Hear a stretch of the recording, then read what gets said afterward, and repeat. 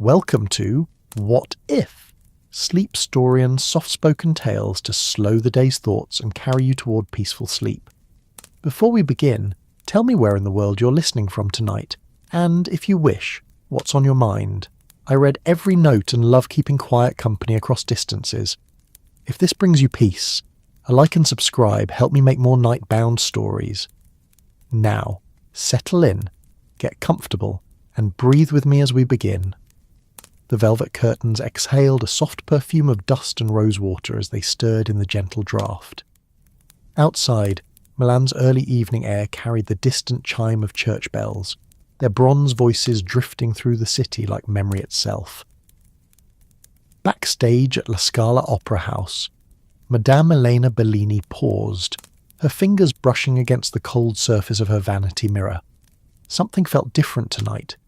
A whisper of unease that seemed out of place among the familiar sounds of an orchestra, tuning their instruments beyond the curtain.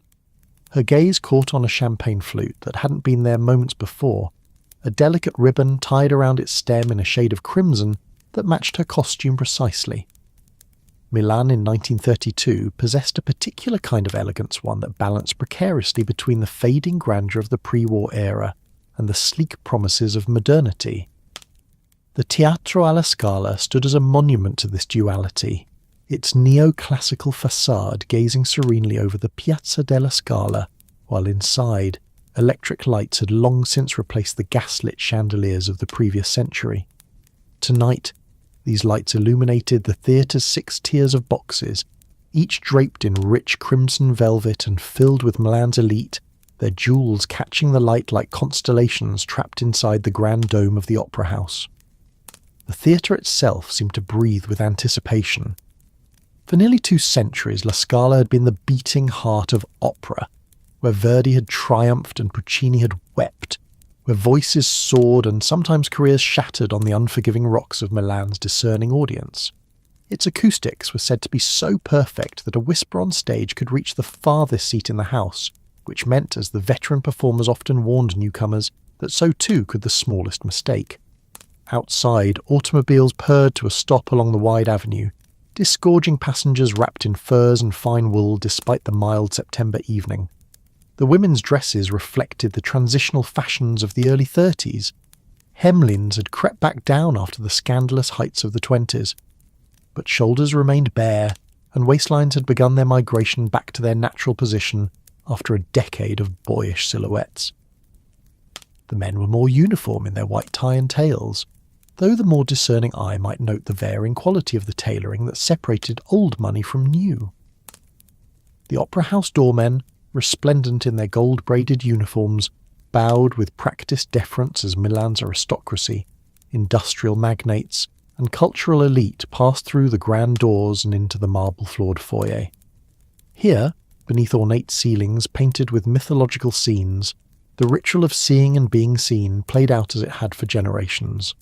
Contessas nodded coolly to rivals, industrialists closed deals with casual handshakes, and artists and intellectuals clustered together, their animated conversations forming eddies in the slow-moving current of the crowd. In one such eddy stood a somewhat unusual figure shorter than most of the Italian gentlemen surrounding him, with a head shaped rather like an egg and a magnificent moustache that appeared to have been waxed with mathematical precision. Hercule Poirot, the renowned Belgian detective, had not come to Milan with the expectation of working. Rather, he had accepted the invitation of an old friend, Maestro Giuseppe Venturi, the conductor who would lead tonight's performance of Puccini's Tosca. Poirot was enjoying a much-needed holiday, taking in the art and architecture of northern Italy, and the opportunity to see La Scala and particularly to see the legendary Elena Bellini in the role of Floria Tosca was one he could not resist. "Ah, Monsieur Poirot!" Maestro Venturi's voice rose above the gentle murmur of the crowd.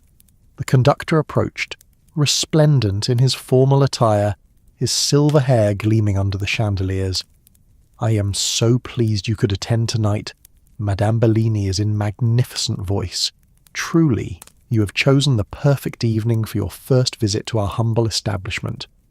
Poirot's eyes twinkled with amusement at the description of the world-famous opera house as humble, but he merely inclined his head. "The pleasure is mine, my friend." The acoustics of this theatre are legendary, and I have heard that Madame Bellini's Tosca is not to be missed. Indeed, indeed, the maestro agreed, lowering his voice conspiratorially. Though between us, my friend, the backstage drama nearly rivals Puccini's this evening. Our prima donna and her understudy, Sophia Ricci, have been engaged in what you might call a Cold War these past weeks. And then there is Carlo Bianchi, our Cavaradossi, a magnificent tenor, but his romantic entanglements. The conductor made an expressive gesture with his hands. Let us just say that his art imitates his life perhaps too closely when he sings of dangerous love. Poirot raised an eyebrow, but was prevented from inquiring further by the gentle chiming of bells announcing that the performance would soon begin. The crowd began to move with increased purpose toward the doors leading into the auditorium. "Ah, duty calls," Venturi said with a slight bow. "Enjoy the performance, my friend." "We shall speak afterwards, perhaps? A glass of champagne to celebrate what I am certain will be a triumph." As the conductor disappeared into the crowd, Poirot made his way to his seat, an excellent one in the centre of the stalls, close enough to appreciate the performer's expressions, but not so close as to strain the neck. The famous detective settled comfortably, noting with approval the excellent sight lines and the plush comfort of the seating. Around him, the theatre continued to fill, a soft rustle of silk and murmured conversation creating a gentle symphony of expectation. The lights dimmed gradually, and a hush fell over the audience, that magical moment of collective anticipation that precedes great art. The conductor's entrance was met with polite applause as he took his position before the orchestra. He raised his baton, and the first ominous chords of Tosca filled the vast space. Meanwhile, backstage Elena Bellini was making her final preparations. At 42, she remained one of opera's greatest sopranos, though she was acutely aware that younger voices waited in the wings, quite literally in the case of Sophia Ricci, her 26-year-old understudy, whose ambition was as evident as her talent. Eleanor's dresser, Maria, fussed with the fall of her costume, a sumptuous recreation of early 19th century Roman fashion, as befitted her role as the celebrated singer Floria Tosca. "The house is full tonight, madame," Maria said softly, as she adjusted a curl that had escaped from Elena's carefully styled coiffure. "They say the Belgian detective is in attendance, you know, the famous one with the funny moustache." Eleanor smiled faintly at her reflection. "Hercule Poirot? How interesting. I wonder what brings him to Milan." Her eyes drifted again to the champagne flute that had appeared so mysteriously. It was a tradition for admirers to send champagne to the diva before a performance, but usually such gifts came with cards or were at least announced by the stage manager. This one had simply materialized, as if placed by a ghost. A soft knock at the door interrupted her thoughts. "5 minutes, Madame Bellini," called the assistant stage manager's voice. Elena rose from her seat with the grace of long practice. She had played Tosca more times than she could count, but the role never failed to thrill her. Tosca, passionate, jealous, ultimately tragic, was a character that allowed a soprano to display every facet of her art, from tender love to fiery rage to final despair. "My gloves! Maria!" she said, extending her hands. As the dresser slipped the long white gloves over her fingers, Eleanor glanced once more at the mysterious champagne. A pre-performance toast was another tradition, one she rarely indulged in, believing alcohol before singing to be professionally reckless. But tonight something compelled her. Perhaps it was the sense of unease that had followed her all day, or perhaps it was simply the knowledge that Poirot himself sat in the audience, a witness whose approval she suddenly, irrationally desired. "Just a sip," she murmured, reaching for the glass. The champagne was perfectly chilled, the crystal flute beading with condensation. She lifted it to her lips and took the smallest taste enough to feel the bubbles dance on her tongue and for the crisp, slightly sweet flavour to register. It was excellent champagne, as one would expect from an offering at La Scala. Setting the glass down, Elena took a deep breath and stepped into the corridor, where the familiar organised chaos of a major production in progress swirled around him. Stagehands moved massive set pieces with surprising delicacy. chorus members in their Roman costumes gathered in nervous clusters, and somewhere a violin was playing a passage over and over, perhaps a last-minute rehearsal of a tricky phrase. As she made her way toward the stage, Elena passed Sophia Ricci, who was engaged in what appeared to be an intense but whispered conversation with Carlo Bianchi, the tenor who would play Cavaradossi to Elena's Tosca. They fell silent as she approached, Sophia's perfect features arranging themselves into a smile that didn't quite reach her eyes. "Madame Bellini," she said, with a small curtsy that managed to seem both respectful and slightly mocking. "May you have a memorable performance." There was something in the way she emphasized memorable that caused Elena to pause, but Carlo stepped forward, his handsome face breaking into a warm smile. "Elena, you look radiant tonight," he said, taking her hand and bringing it to his lips in a gesture that was pure Italian gallantry. Elena smiled despite herself. Carlo was 15 years her junior, but their on-stage chemistry was undeniable, and there had been a brief period, after his debut at La Scala 2 years ago, when that chemistry had spilled into real life. It had ended amicably enough, these things often did in the opera world, but there remained between them a current of awareness that made their performances as the ill-fated lovers particularly convincing. "Thank you, Carlo," she replied, withdrawing her hand gently. "Is everything well?" You seemed deep in conversation. A flicker of something, concern, alarm, passed over the tenor's face, but his smile never wavered. Merely last-minute nerves. Sophia was kind enough to distract me from them. Before Elena could respond, the stage manager appeared, his perpetually harried expression more pronounced than usual. "Places, please!" Act 1 begins in 2 minutes. The familiar flutter of pre-performance excitement displaced Elena's vague concerns. She moved to her position in the wings, closing her eyes briefly to centre herself, to become Tosca, the celebrated singer, the jealous lover, the woman whose passion would lead to tragedy. The opera began with the orchestra painting the ominous chords that represented the villain Scarpia, before giving way to the more lyrical passages as the fugitive Angelotti sought refuge in the church where Carlo's character, the painter Cavaradossi, was working on a mural. Elena listened from the wings, allowing the music to flow through her, preparing for her entrance. When it came, she swept onto the stage with the confident grace of a woman who knows she's both talented and beautiful, her voice rising clear and strong in her jealous questioning of her lover. The first act proceeded flawlessly. The audience was responsive, their applause generous after each aria. As Elena moved through her role, she became aware of a slight dryness in her throat, unusual but not alarming.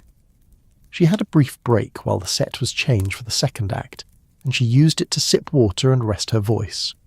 "You were magnificent in Act 1, came a voice from behind her. Elena turned to see Maestro Venturi, who had left the orchestra pit during the interval and come backstage. "Thank you, Giuseppe," she replied, smiling at the conductor who'd guided her through so many performances. "The orchestra is in fine form tonight." "As are you, my dear."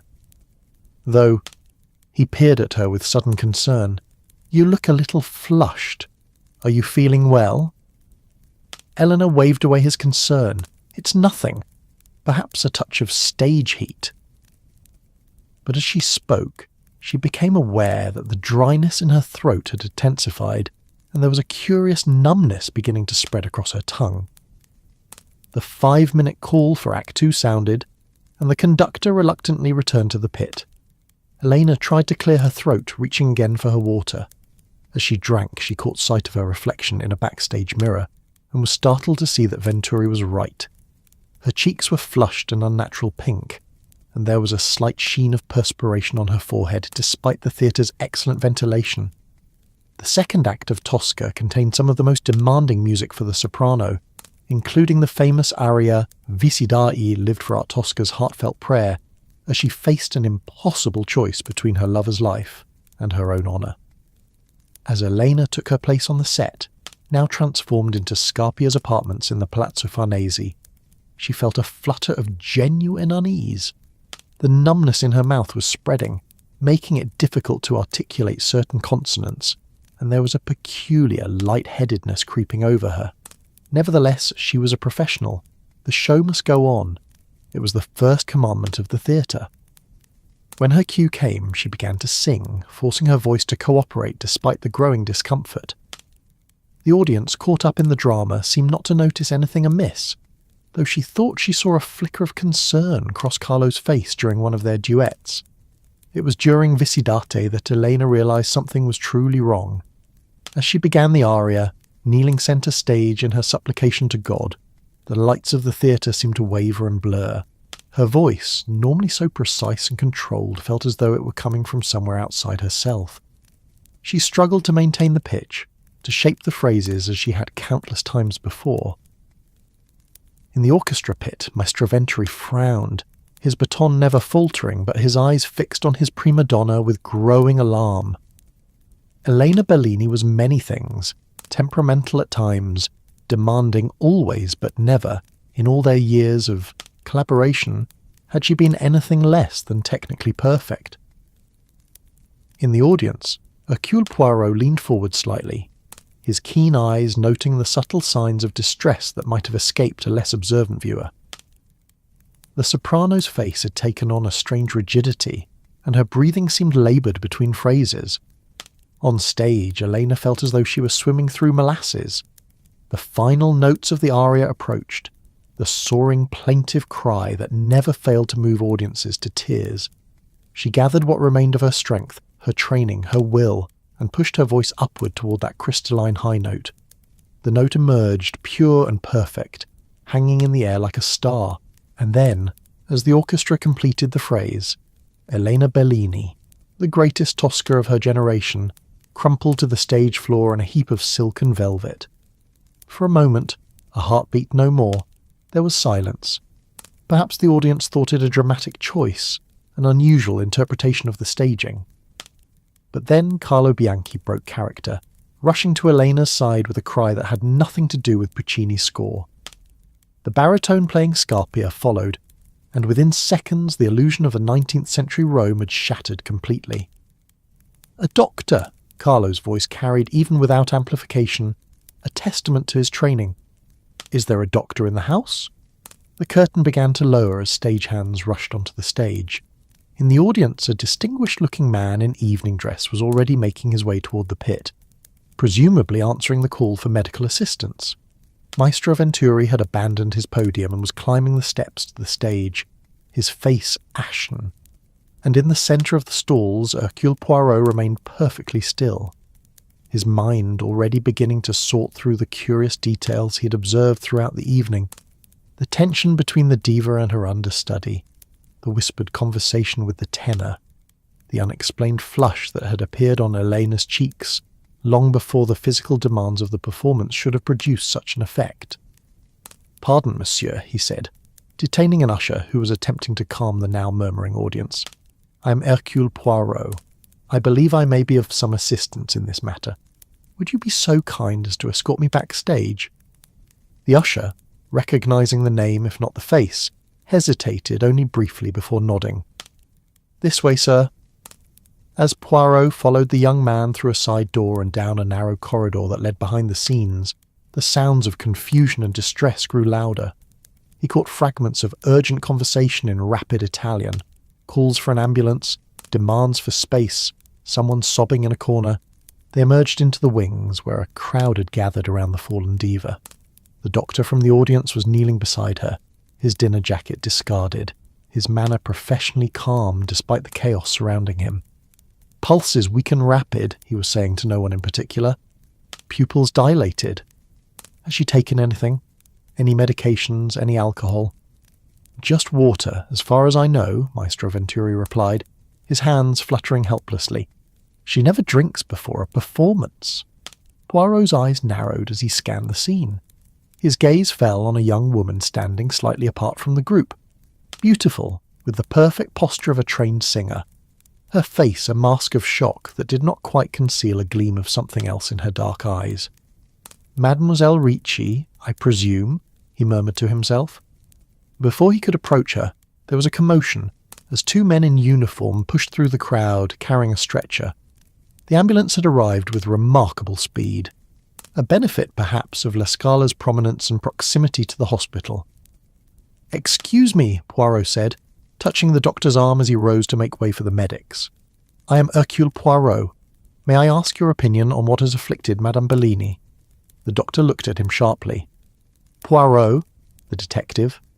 When Poirot inclined his head in confirmation, the doctor lowered his voice. "I cannot be certain without tests, but these symptoms, the rapid onset, the apparent difficulty articulating, the collapse, are consistent with certain types of poisoning." "Poisoning," Poirot repeated softly, his eyes moving to the chaos around Elena as she was carefully transferred to the stretcher. "See, of course, it could be natural causes," the doctor added hastily. "A stroke, perhaps, though she seems rather young. But I would be remiss if I didn't mention the possibility. Indeed," Poirot agreed, "one must consider all possibilities." As the medics prepared to transport Elena from the theatre, Carlo Bianchi appeared at Poirot's elbow. The tenor's handsome face was drawn with concern, his stage makeup incongruous with his genuine distress. "Monsieur Poirot," he said in accented but fluent French, "Giuseppe told me who you are. If what the doctor suspects is true, if someone has harmed Elena, will you help? Will you discover the truth?" Poirot regarded the young man thoughtfully. "You believe there is a truth to be discovered?"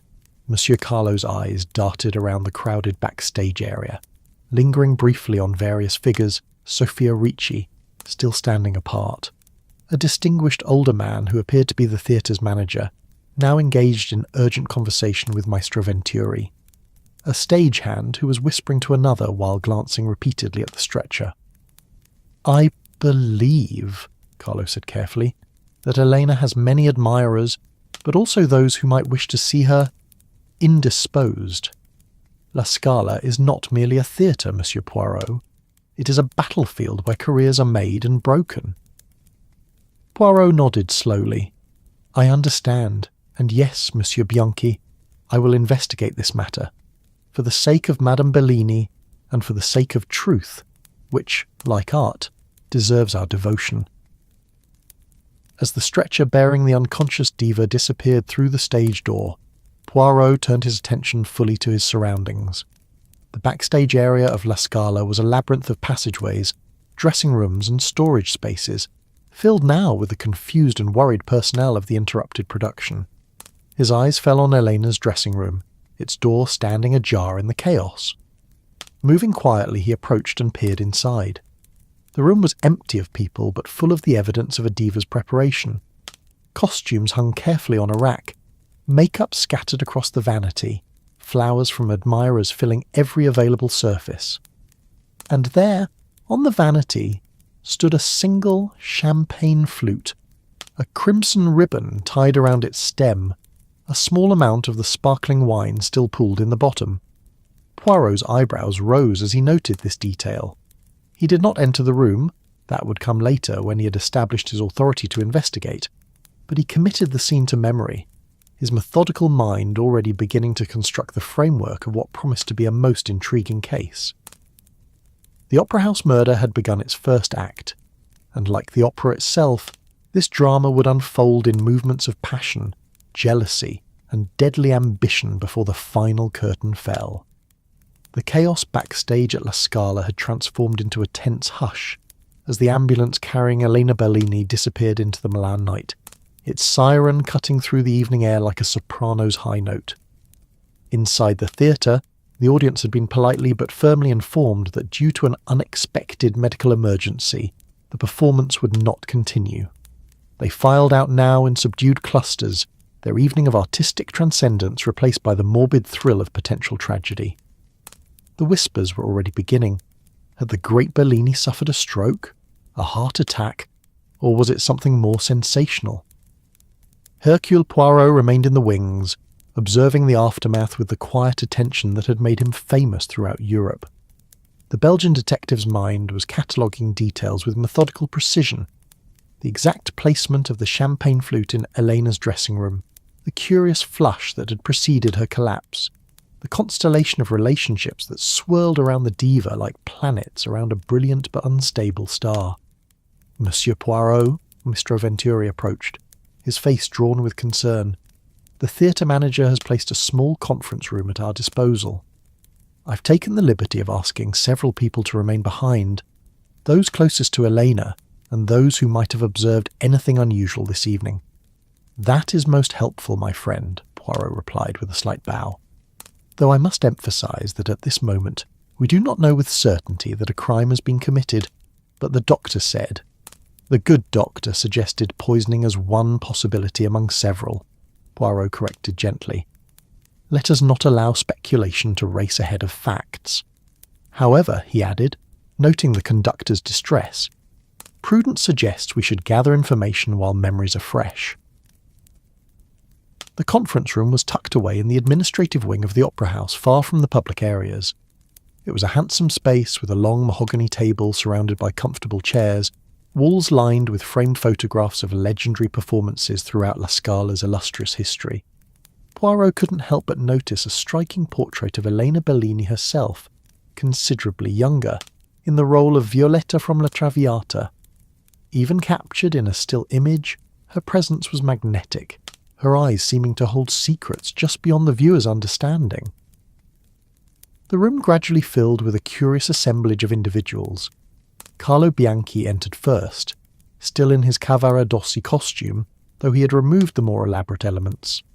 He paced the room with the restless energy of a caged animal, occasionally pausing to stare out the window at the Milano streetlights. Sophia Ricci arrived next, her understudy's costume exchanged for fashionable, evening dress, as if she'd been prepared to attend the after-party rather than perform. She chose a seat at the far end of the table, her posture perfect, her expression carefully composed. They were joined by Antonio Russo, the theatre's manager, a distinguished man in his 60s with silver hair and the perpetually harried expression of someone responsible for both artistic excellence and financial solvency. With him came Marco Rizzo, the baritone who'd been playing Baron Scarpia, a burly man whose imposing physical presence belied the gentle voice with which he now inquired about Elena's condition.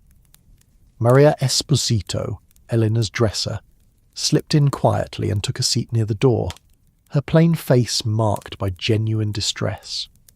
She was followed by the stage manager, Paolo Conti, a thin, nervous man whose eyes darted around the room as if searching for mistakes to correct. The final arrival was unexpected, a distinguished gentleman in evening dress whom Poirot recognised as having been seated in one of the most expensive boxes. Count Vincenzo Rossini, the man introduced himself with a slight bow. Was a patron of Madame Bellini. When I heard what had occurred and that an investigation might be undertaken, I felt I should make myself available. Most civic-minded of you, Count, Poirot murmured, noting the use of the past tense with interest. Maestro Venturi cleared his throat. Ladies and gentlemen, I believe most of you know Monsieur Hercule Poirot, the renowned detective. He has graciously offered to look into tonight's incident while we await news from the hospital. Detective Sophia Ricci's voice held a note of surprise. Surely that's premature. Madame Bellini has been working too hard under too much pressure. A collapse is unfortunate but hardly suspicious. Perhaps, Poirot replied equably. But in my experience, it is better to gather information and find it unnecessary than to need it later, and find it has vanished like morning mist. I hope you will all indulge my professional curiosity. There was a murmur of assent, though Poirot did not miss the glance exchanged between Sophia and Carlo, look laden with meaning that he could not yet interpret but filed away for future reference. Excellent, he said, taking a seat at the head of the table. Let us begin with the facts as we know them. This evening, during Act 2 of Tosca, Madame Bellini began to display signs of distress, culminating in her collapse during the aria Visidate. According to the physician who attended her, her symptoms might be consistent with certain types of poisoning, though natural causes cannot be ruled out. Out, poisoning. Maria gasped, her hand flying to her mouth. But who would want to harm Madame Bellini? Heavy silence fell over the room, broken only by the ticking of an ornate clock on the mantelpiece. Poirot allowed the silence to stretch, his keen eyes observing the reactions around the table. Discomfort, shock, and in one or two cases a stillness that spoke of carefully controlled emotion. Indeed, that is the question, he said, finally. But before we consider motives, let us establish the timeline of events. Maestro, perhaps you could begin by telling us when you last saw Madame Bellini before the performance, and if you observed anything unusual. Venturi stroked his silver goatee thoughtfully.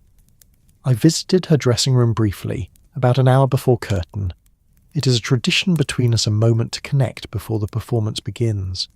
She seemed in excellent spirits, perhaps a little tired, but that is not unusual before a demanding role. And was she alone when you visited? Yes, though I believe Maria had just stepped out to fetch something. The dresser nodded confirmation. Fresh towels for after the performance.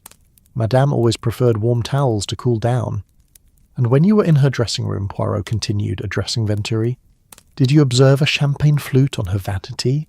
One with a crimson ribbon tied around the stem. The conductor frowned. No, I don't recall seeing anything like that. I didn't bring any champagne to her room, Maria added quickly. Madame never drinks before performing. She says it dries the vocal cords. Poirot nodded, his expression revealing nothing. So the champagne appeared sometime after the maestro's visit, but before Madame Bellini took the stage. Most interesting. Did anyone else visit her dressing room during this period? There was a moment of hesitation before Sophia Ricci spoke. I stopped by briefly to wish her well. Her tone was perfectly modulated, professional. It's customary for the understudy to pay respects to the principal before a performance. And what time would this have been? Mademoiselle, perhaps 40 minutes before curtain. We spoke for only a moment. And did you notice the champagne flute at that time? Sophia's perfectly arched eyebrows drew together slightly. I don't recall. I wasn't paying attention to Madame Bellini's vanity. Of course, Poirot said smoothly. Monsieur Bianchi, I believe you also had contact with Madame Bellini before the performance. Can you tell us about that encounter? Carlo, who had resumed his pacing, stopped abruptly.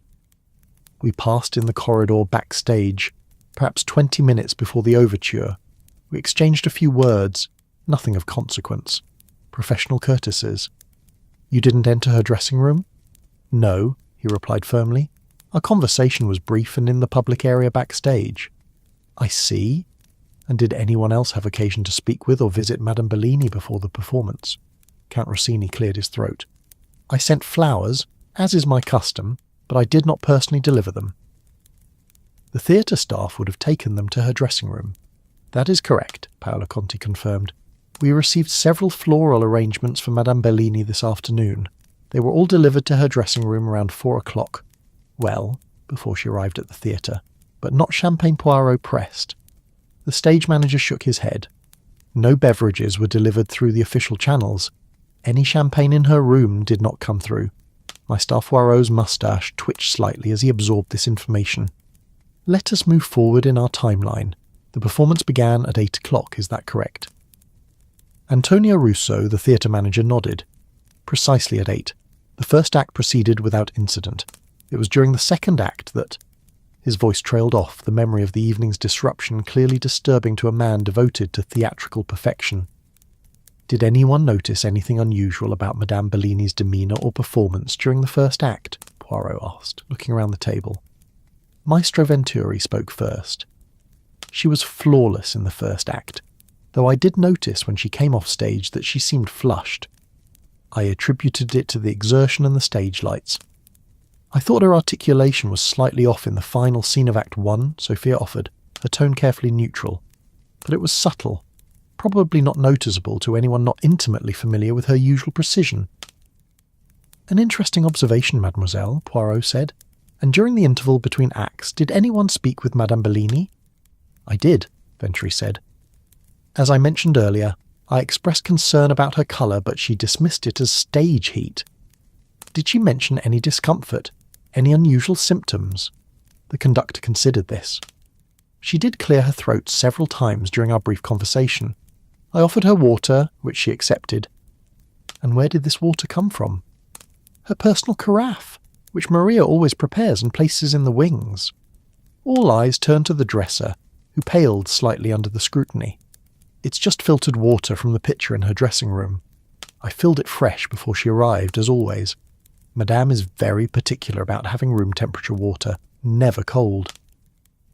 Poirot nodded thoughtfully. And this carafe remains in the wings throughout the performance. Yes, on a small table just off stage where Madame can access it between scenes. So it is perhaps accessible to others as well. An uncomfortable silence fell as the implication of his question registered. Theoretically, yes, Paolo Conti admitted reluctantly, but the wings are busy places during a performance. Anyone tampering with a performer's water would likely be observed. Unless they had a legitimate reason to be there, Poirot mused. Now let us come to the critical moment. Act 2 began, and Madame Bellini took the stage. Who was in a position to observe her closely during this period? Carlo Bianchi spoke up. I was on stage with her for much of the act. I noticed that she seemed to be struggling somewhat. Not vocally, but physically. Her movements were less fluid than usual, and there was a moment when she grasped my arm with unusual force as if for support. Did she say anything to you, monsieur? No, but there was a look in her eyes. Carlo broke off, his own eyes clouding with the memory. She was afraid, I think. Not stage fright, but something deeper. Marco Rizzo, the baritone playing Scarpia, nodded in agreement. I also sensed something was wrong. In our confrontation scene, her reaction seemed delayed, though her voice remained strong until the aria. Yes. Visidarte, Poirot said softly. The moment when Tosca, facing an impossible choice, sings of having lived for art and love. A pivotal moment in the opera, is it not? It is her great moment, Sophia said, a note of reverence creeping into her voice despite herself. The point at which the audience should be entirely in her power, and instead it became the moment of her collapse. Poirot concluded. Most dramatical, most operatic in itself, one might say. Count Rossini stirred in his seat. Monsieur Poirot, are you suggesting that the timing was deliberate? That someone chose that precise moment for whatever occurred? I suggest nothing, Count. I merely observe that if one wished to create maximum impact, one could hardly choose a more effective moment. Poirot turned his attention back to the group. Now, I must ask a delicate but necessary question. Are any of you aware of threats made against Madame Bellini? Conflicts, perhaps, or rivalries that went beyond the usual professional competition? The silence that followed was telling. Come, Poirot encouraged. We are not in a court of law. I seek only to understand the landscape in which this evening's events occurred. It was Antonio Russo who finally spoke, his manager's pragmatism overcoming theatrical discretion. Madame Bellini was recently informed that next season's programming would feature fewer of the roles she has traditionally claimed as her own. The decision was not received well. I see. And who would have benefited from this redistribution of roles? All eyes flickered, if only momentarily, towards Sophia Ricci, who met their gazes with composure. Several singers would have opportunities, not only myself, she said evenly. It is the natural progression in our profession. The torch passes eventually. Some torches are not surrendered willingly, Marco Rizzo muttered. There was also the matter of Carlo, Maria said suddenly, then looked immediately as if she regretted speaking. What matters is that, madam? Poirot prompted gently. The dresser glanced apologetically at the tenor before continuing. Madame Bellini and Signor Bianchi were close for a time. When that ended, there were difficulties. Carlo's expression darkened. That was over a year ago. We had moved past it, professionally at least.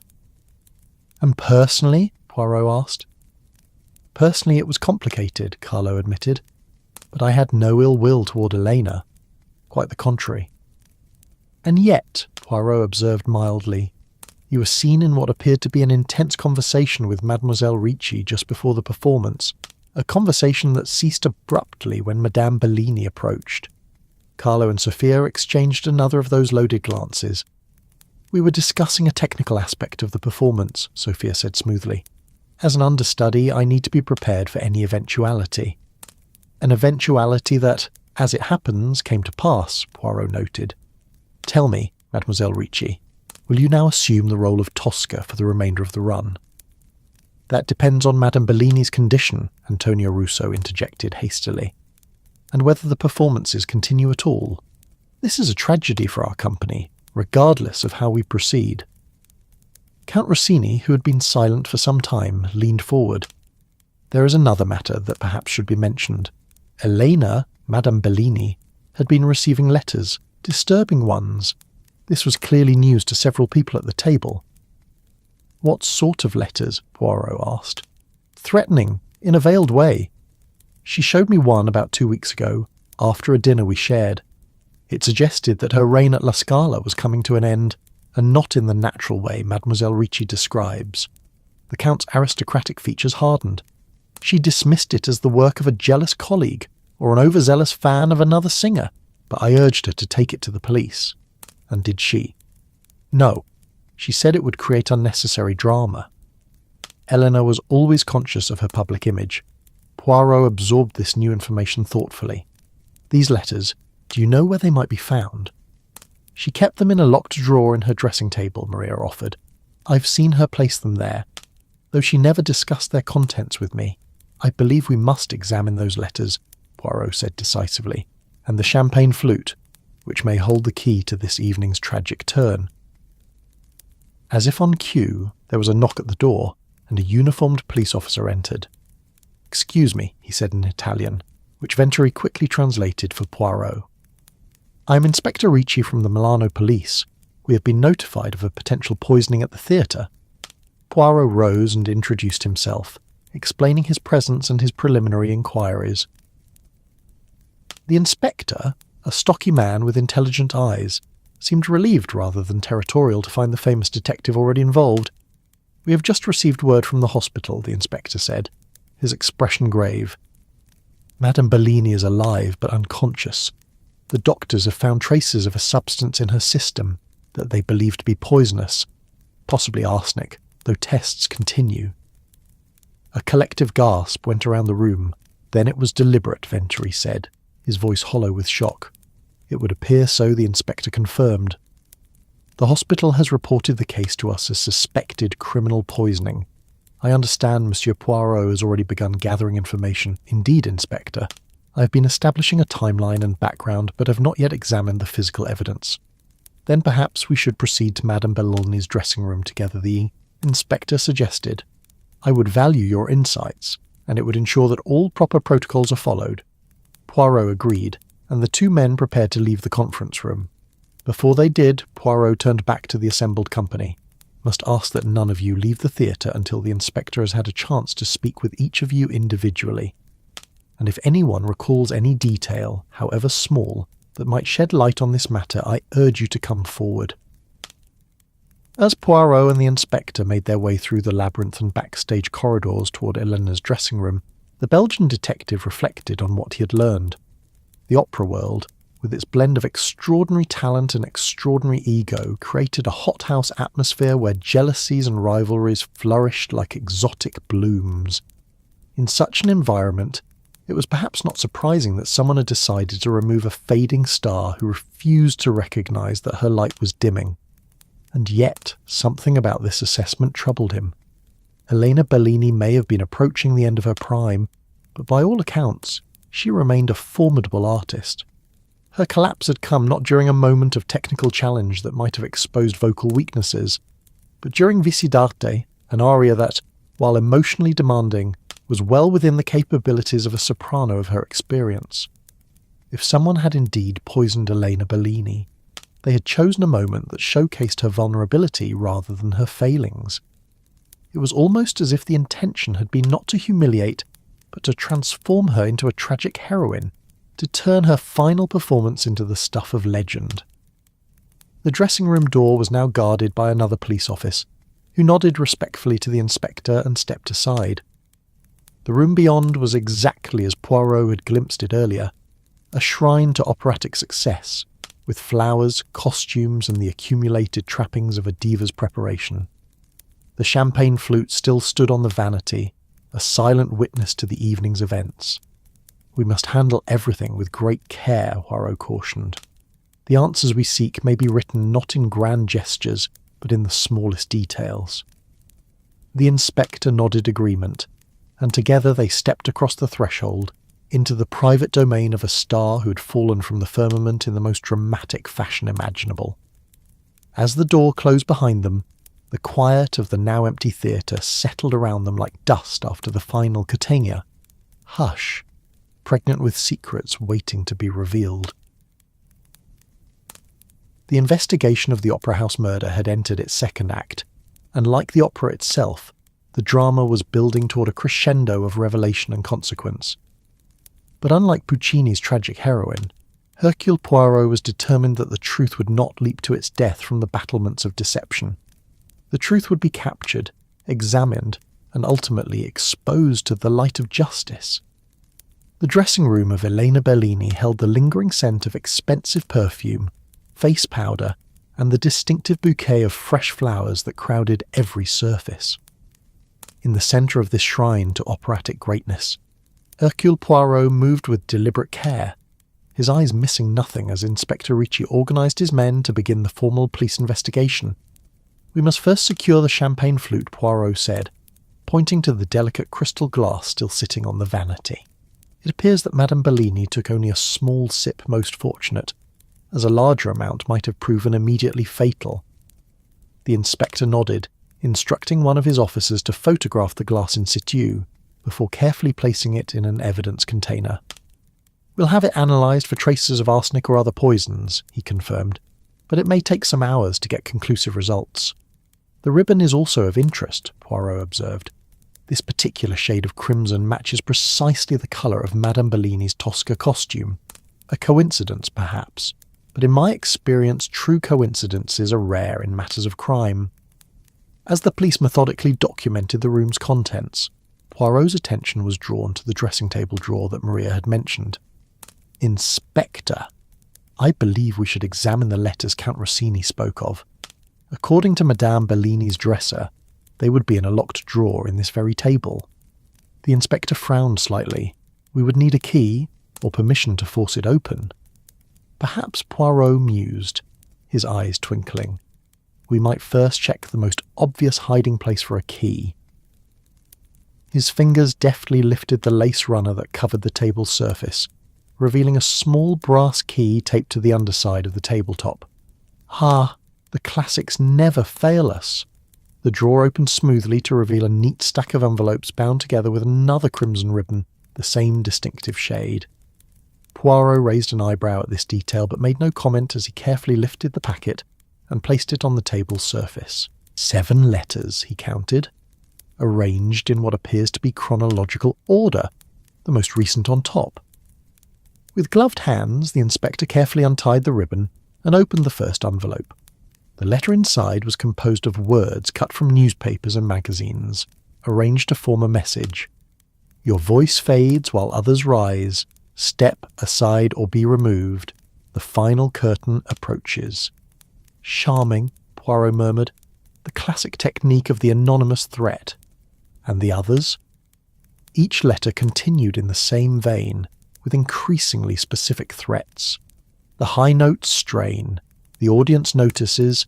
Soon they will hear a fresher voice. Tosca leaps to her death. Art imitates life. Will you fall or jump? Poison destroys from within, just as pride blinds you to your decline. The 5th letter contained a particularly disturbing message. Champagne celebrates new beginnings. Yours will be in the next world. "This is most interesting," Poirot said, tapping the 5th letter. "A specific reference to champagne as the delivery method for whatever malice was intended. And the date on this envelope?" 2 weeks ago, the inspector confirmed, examining the postmark, which aligns with Count Rossini's statement that Madame Bellini showed him a threatening letter around that time. Poirot carefully arranged the letters in their original order. These should be thoroughly analysed for fingerprints and any other evidence that might identify their creator. As the letters were being packaged as evidence, Poirot continued his examination of the dressing room. He paused before the costume rack where several elaborate gowns hung in readiness for future performances that might now never occur. His attention was caught by a small detail, a thread of crimson silk caught on one of the hooks. Inspector, who would have access to Madame Bellini's costumes before a performance? The costume department staff, certainly. Her dresser, Maria. perhaps other performers or stagehands if they had reason to be in this room. And the crimson ribbon, might it have come from the costume department? The inspector considered this. It seems likely. That particular shade would have been created specifically for the Tosca costumes. Poirot nodded thoughtfully, then moved to the flowers that adorned the room. So many admirers, he commented, examining the cards attached to each arrangement. Most bore simple messages of appreciation and good wishes, but one, a modest bouquet compared to the other, caught his attention. Its card read simply, "Remember your promise. Tonight changes everything. This should also be preserved as evidence," Poirot said, indicating the card, "and we should determine who sent these particular flowers." Their search of the dressing room continued methodically. In a small waste bin, partially hidden by discarded tissues, Poirot discovered a crumpled note written in an elegant hand.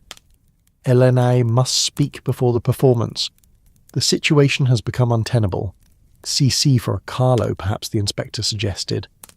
Perhaps, Poirot agreed, though his tone suggested he was reserving judgment. It would be illuminating to compare this handwriting with Signor Bianchi's.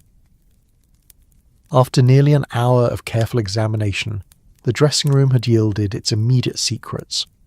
As the police technicians continued their work, Poirot and Inspector Ricci stepped back into the corridor. "I believe we should now examine the area backstage where the water carafe was kept," Poirot suggested. "If the champagne was not the only vehicle for poison, the water presents another possibility."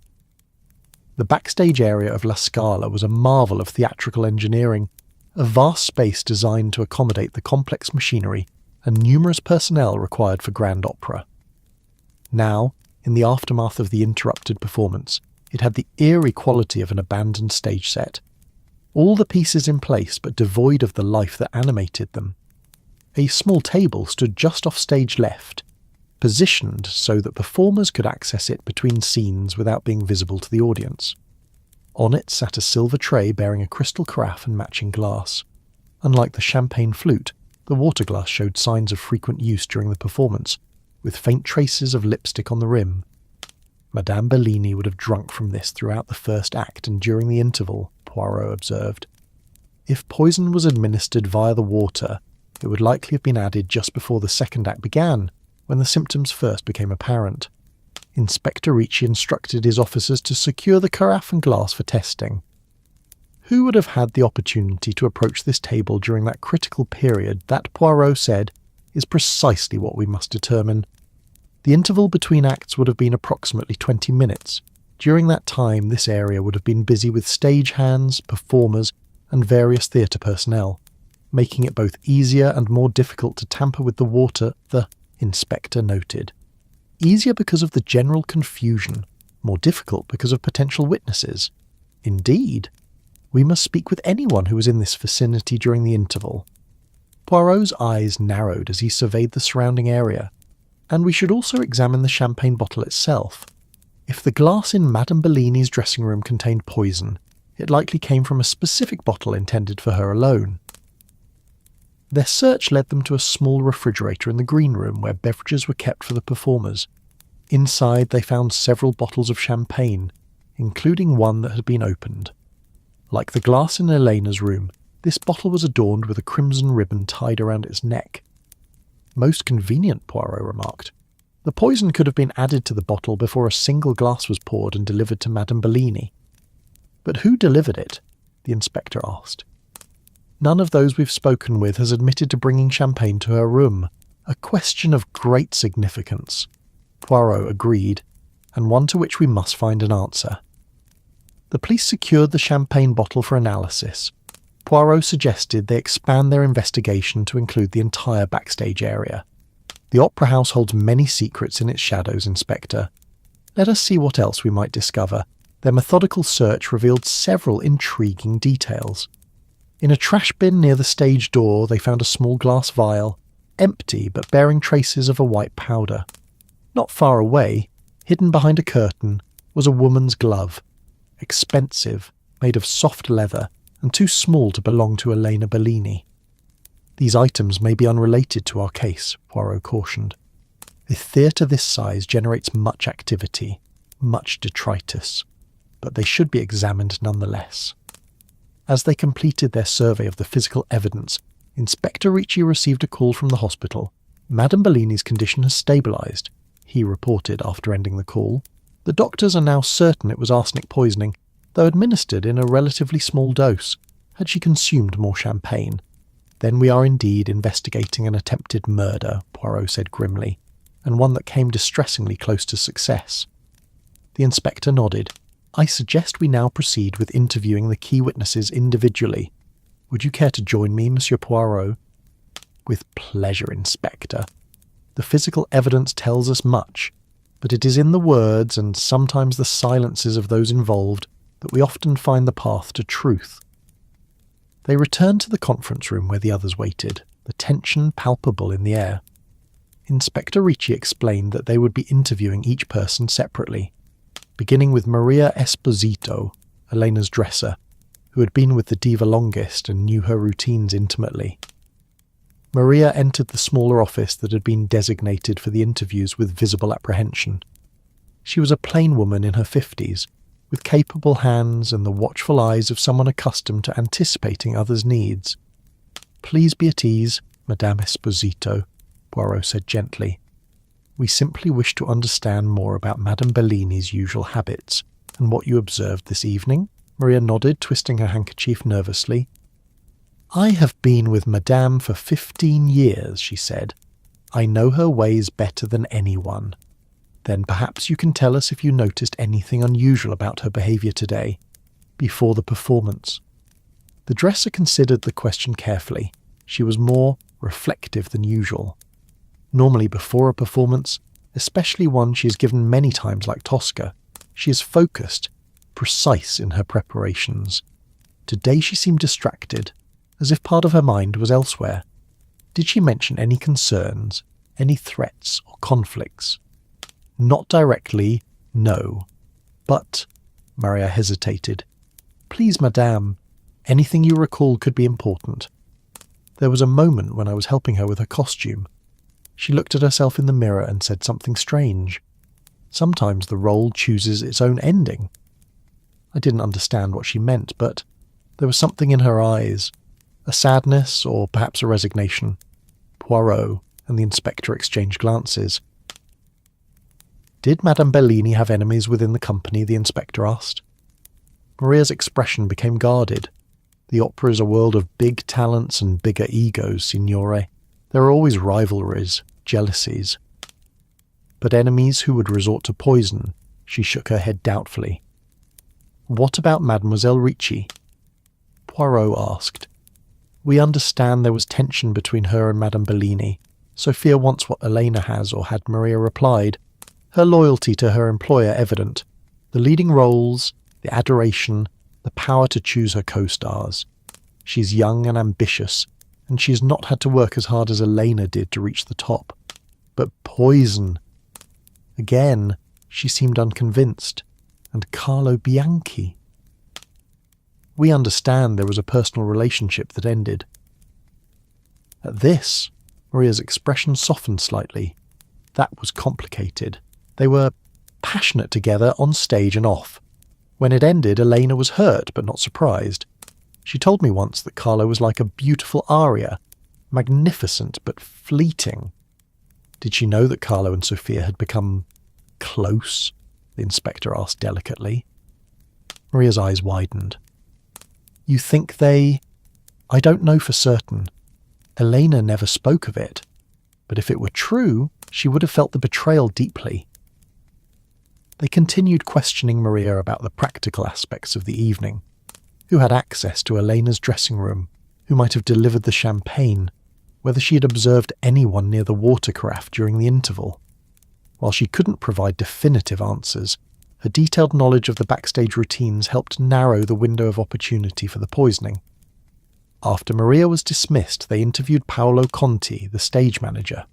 A nervous man with the harried air of someone perpetually juggling too many details, he nonetheless provided a precise account of the evening's schedule and his own movements.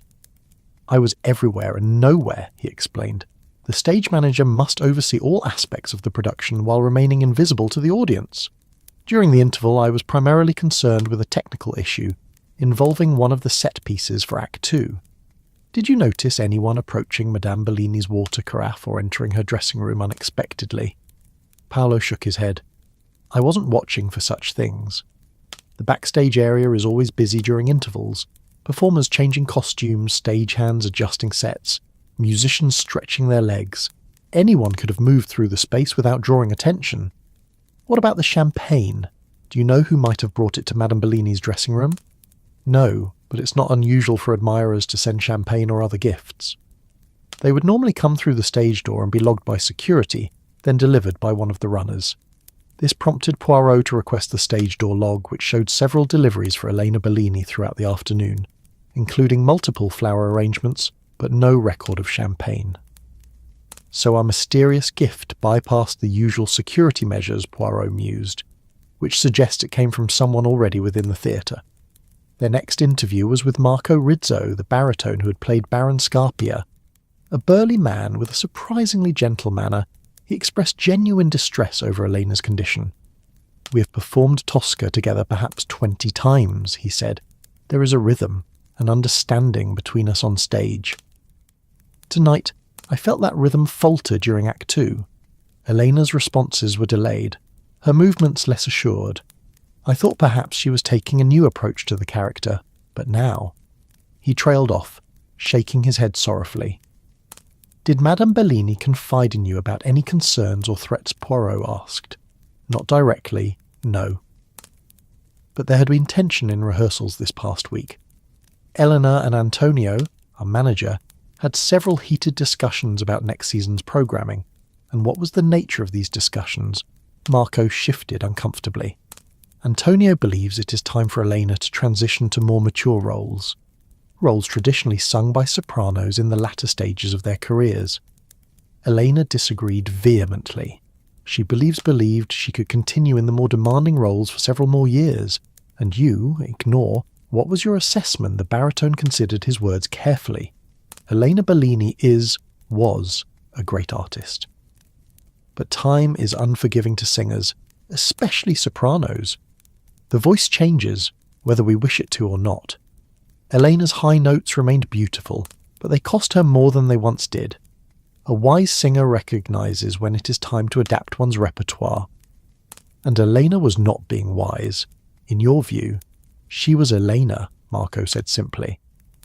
Determined, passionate, unwilling to concede to time what she had won through talent and hard work. After Marco departed, they interviewed Antonio Russo, the theatre manager. A distinguished man with the diplomatic skills required to navigate the competing demands of art and finance, he spoke of Elena with respect tinged with exasperation.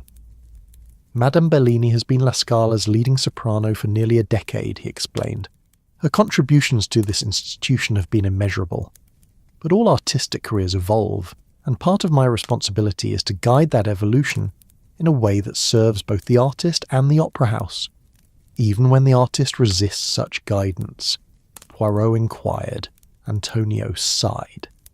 Elena's, forgive me, was accustomed to having her way. When I proposed that next season's schedule would include fewer of the roles she considered hers, there was conflict. She threatened to break her contract, to go to the board of directors, even to take her talents to rival opera houses. Serious threats to your authority and the theatre's stability, the inspector observed. Yes, but not unusual in our world. Artists are passionate people. They often speak in the heat of emotion and later reconsider. I believed Elena would eventually accept the inevitable transitions in her career. And if she did not? Poirot asked quietly. Antonio met his gaze steadily. Then difficult decisions would have been made. But I assure you, Monsieur Poirot, that while I might battle with Elena Bellini in the boardroom, I would never wish her physical harm. Her artistic legacy is too valuable to La Scala, regardless of our disagreements. The interviews continued with Count Vincenzo Rossini, who proved to be more than a mere patron of the arts. His relationship with Elena, it emerged, had recently evolved from professional admiration to personal involvement. We had been seeing each other socially for approximately 3 months, the Count explained with aristocratic reserve. Elena was, A fascinating woman, complex and brilliantly talented. Our association was discreet but not secret. And was this association exclusive, Count Rossini? Poirot asked delicately. The Count's expression tightened almost imperceptibly. I believed it to be. Whether Elena shared that belief. He left the sentence unfinished. You had doubts about her fidelity. Let us say that Elena's passionate nature extended beyond her performances. Her history with certain colleagues suggested a certain flexibility in her affections. Were you aware of the threatening letters she'd been receiving? She showed me one, as I mentioned earlier. When I urged her to take them to the police, she dismissed my concerns. Eleanor believed they were simply the work of a jealous rival, nothing to be taken seriously. Did she mention any specific rivals who might harbour such jealousy? The Count hesitated.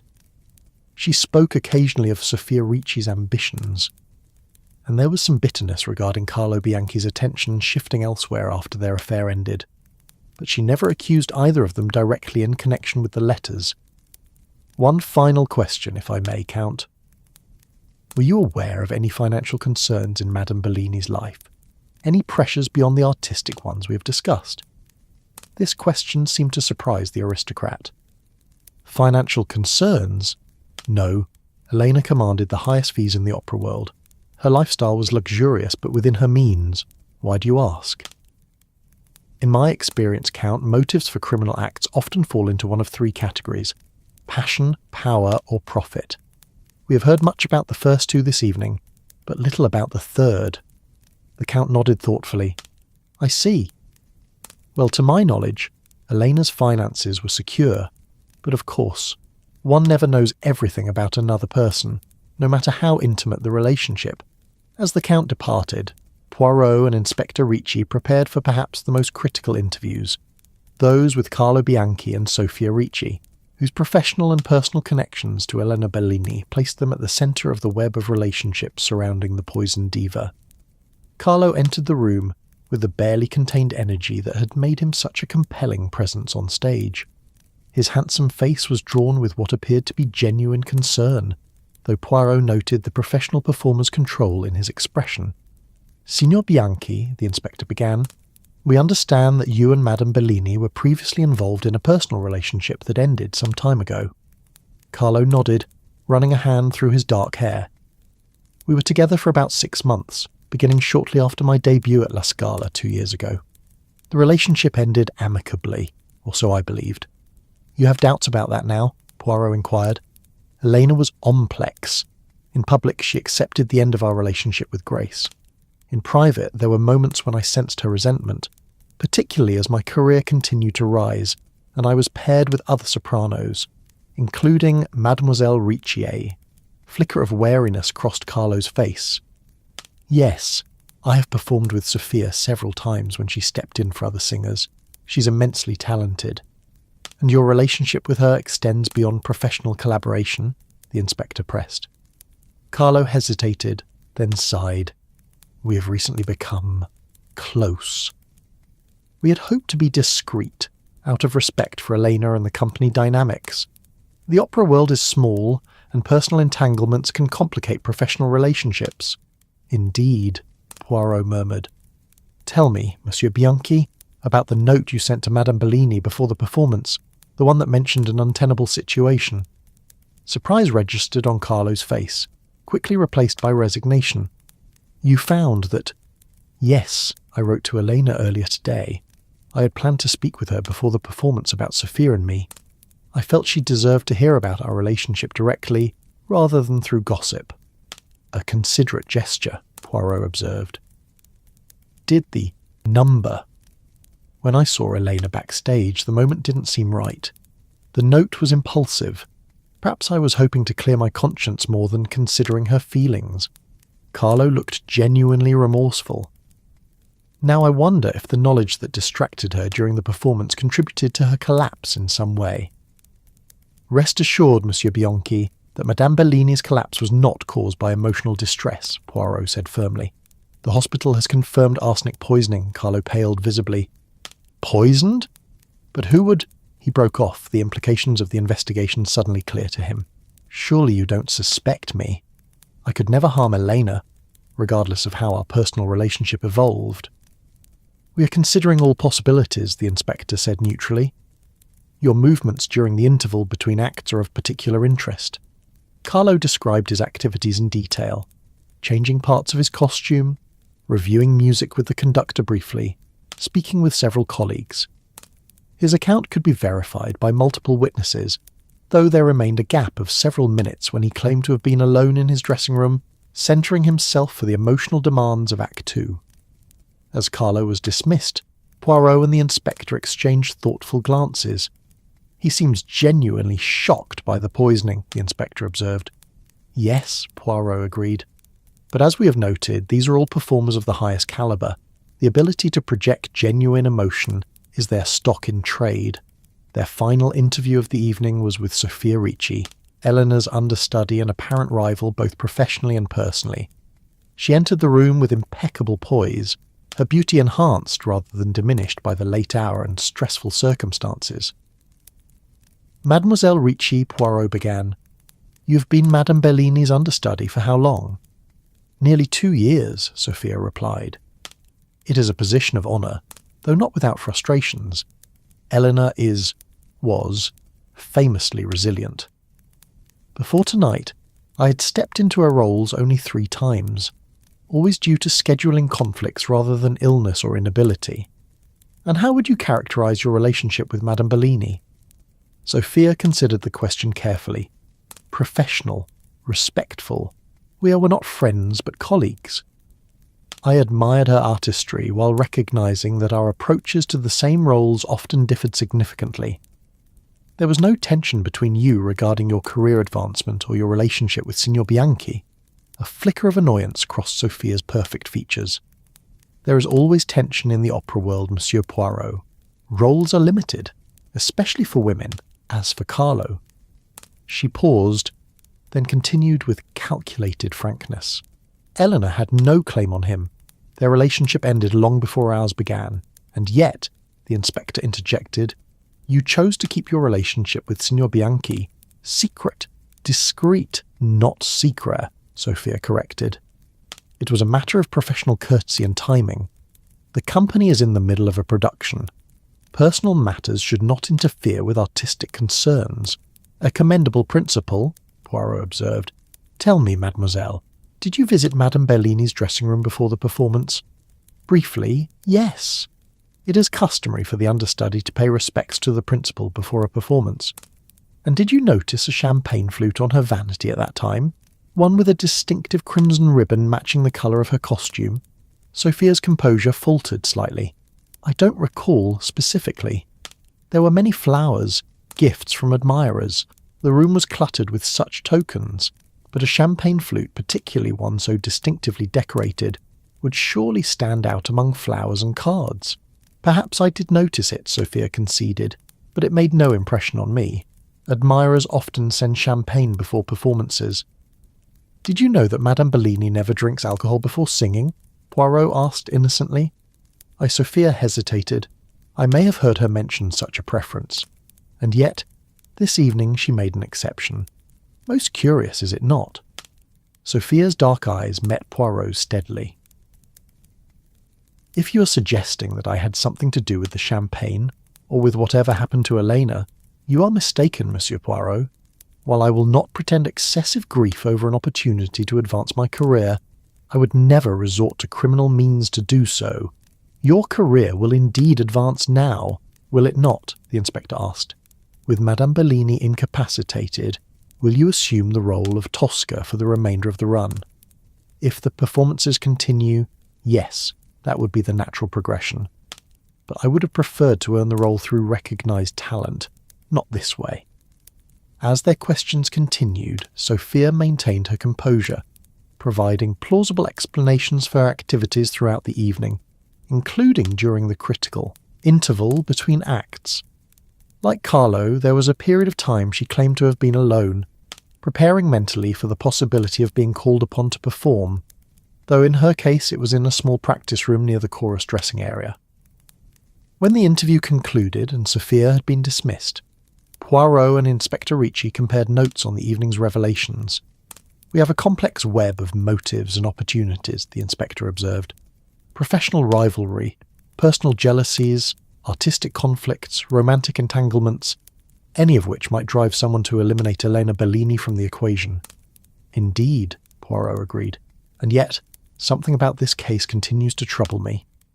The method chosen, poison in champagne, suggests premeditation, careful planning, yet the timing and execution seem almost theatrical, as if the perpetrator wished not merely to remove Madame Bellini, but to create a dramatic spectacle of her fall. Opera people, the inspector said with a shrug. Even their crimes have a flair for the dramatic. Perhaps, Poirot mused, or perhaps there is something more complex at work here, a performance within a performance with motivations that we have not yet fully understood. As they prepared to conclude their initial investigation, a police officer entered with an update from the hospital. Madame Bellini has regained consciousness, he reported.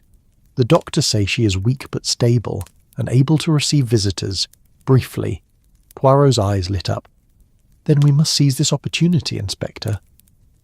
The victim herself may hold the key to this mystery. As they gathered their notes and prepared to depart for the hospital, Poirot cast a final glance around the now quiet theatre. La Scala had witnessed countless dramas over its long history, tales of love and betrayal, triumph and tragedy, life and death. But tonight's real-life drama had yet to reach its conclusion, and like the opera that had been so dramatically interrupted, the final act promised revelations that would bring the true villain into the spotlight at last. The Milano night had deepened into velvety darkness by the time Hercule Poirot and Inspector Ricci arrived at the hospital. The grand boulevards that had earlier bustled with opera-goers were now quiet, with only occasional automobiles purring past like cats in the darkness. The hospital itself stood as an island of the light and activity in the sleeping city, its windows glowing with the perpetual vigilance of those who tended to the ill and injured. A young doctor met them at the entrance to the private wing where Elena Bellini had been installed. "She is awake but very weak," he cautioned in softly accented English. "The poison has been identified as arsenic, administered in what might be called a measured dose, enough to cause dramatic symptoms and potential long-term damage, but not necessarily fatal if treated promptly." A curious choice for a would-be murderer, Poirot observed, almost as if the intention was not to kill but to incapacitate. The doctor nodded thoughtfully. "That aligns with our findings. A truly lethal dose would have acted more rapidly and with more severe symptoms. This was precise." "Suggesting someone with knowledge of poisons," Inspector Ricci noted, "or someone who received expert advice. You may see her now," the doctor said, leading them toward a private room at the end of the corridor. "But please, no more than 10 minutes. She needs rest if she's to recover fully." The room they entered was dimly lit, with a single lamp casting a warm glow over the bed where Elena Bellini lay. Even in illness, there was something regal about her presence. Her dark hair spread across the white pillow like a mourning veil, and her face, though pale, retained the strong features that had made her such a compelling presence on stage. Her eyes, those famous expressive eyes that could portray Tosca's passion or Mimi's frailty with equal conviction, opened as they approached.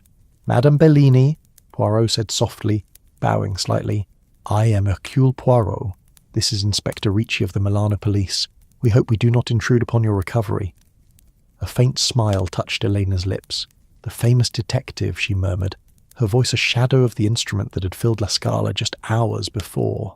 "I'd heard you were in the audience. Stroke of fortune, perhaps. For the investigation, certainly," Poirot agreed. "Though I deeply regret the circumstances that have made such an investigation necessary." Elena's gaze shifted to the inspector, then back to Poirot. "Then it is confirmed. Someone poisoned me?" "Yes, madame. Arsenic was found in your system, almost certainly administered via the champagne that was delivered to your dressing room before the performance." A complex emotion crossed Elena's face, part fear, part anger, and something else that Poirot couldn't immediately identify. "The champagne with the red ribbon," she said softly. "I should have known it was too perfect. A gift, with no card, appearing just when I needed courage. You remember drinking from it then?" "Just a sip. I normally never drink before performing. It dries the vocal cords. But tonight. She paused, seeming to drift momentarily before focusing again. Tonight felt different, important, as if something significant was ending and beginning simultaneously. Poirot leaned forward slightly. "Madame, did you notice who delivered the champagne, or when it appeared in your dressing room?"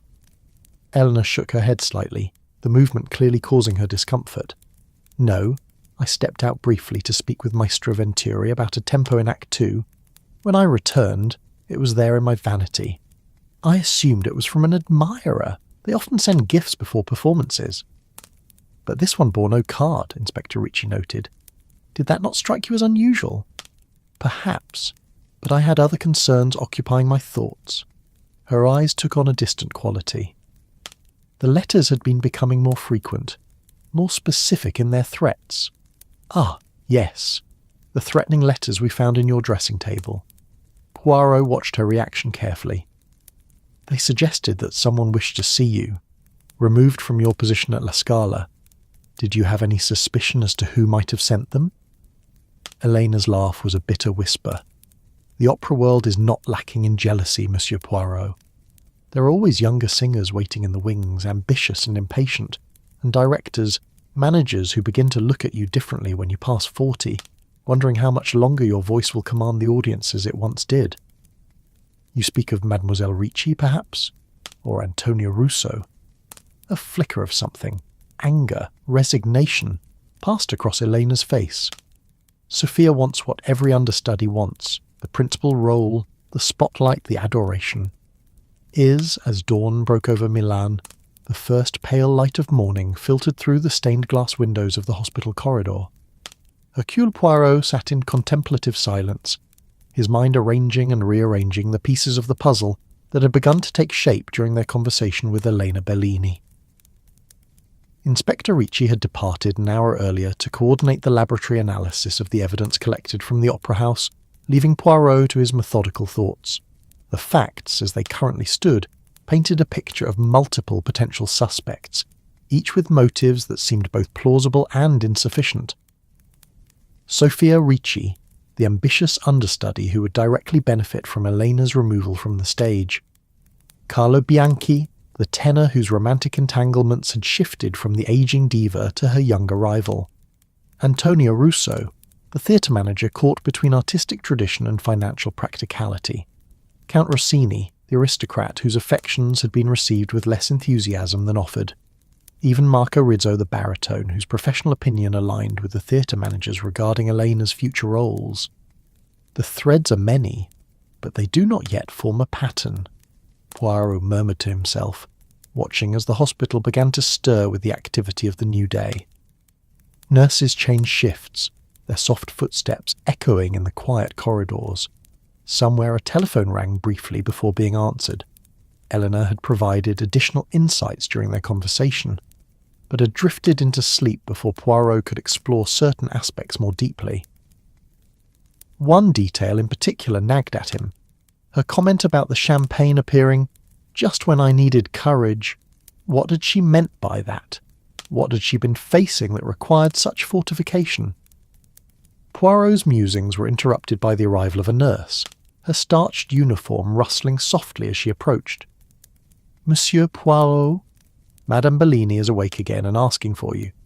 He followed the nurse back to Elena's room, noting that even in the harsh light of morning the diva maintained a certain elegance.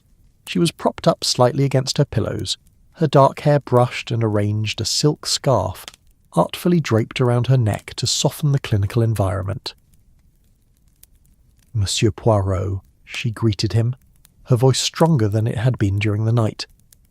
"I hope you were able to rest. I found the contemplation of your case most restful in its own way, madame," he replied with a small bow. "The mind, like the body, finds refreshment in purposeful activity." Smile touched her lips, a philosophy I share. "There is something I wish to tell you, something I did not mention last night because I was uncertain of its relevance. But in the quiet hours, I have been thinking every detail may prove significant," Poirot encouraged. Elena nodded. "Yesterday afternoon, before the performance, I received a note from an old friend, Giulia Moretti. She was once a soprano at La Scala herself, though she retired nearly a decade ago when her voice began to fail. The note asked me to meet her after last night's performance to discuss a matter of mutual concern. She mentioned having information about those who wish to see you fall. Poirot's eyebrows rose slightly. Most interesting. And did you intend to meet with this lady? Yes, though I was curious about her sudden reappearance in my life. We were not particularly close colleagues, rivals more than friends, in fact.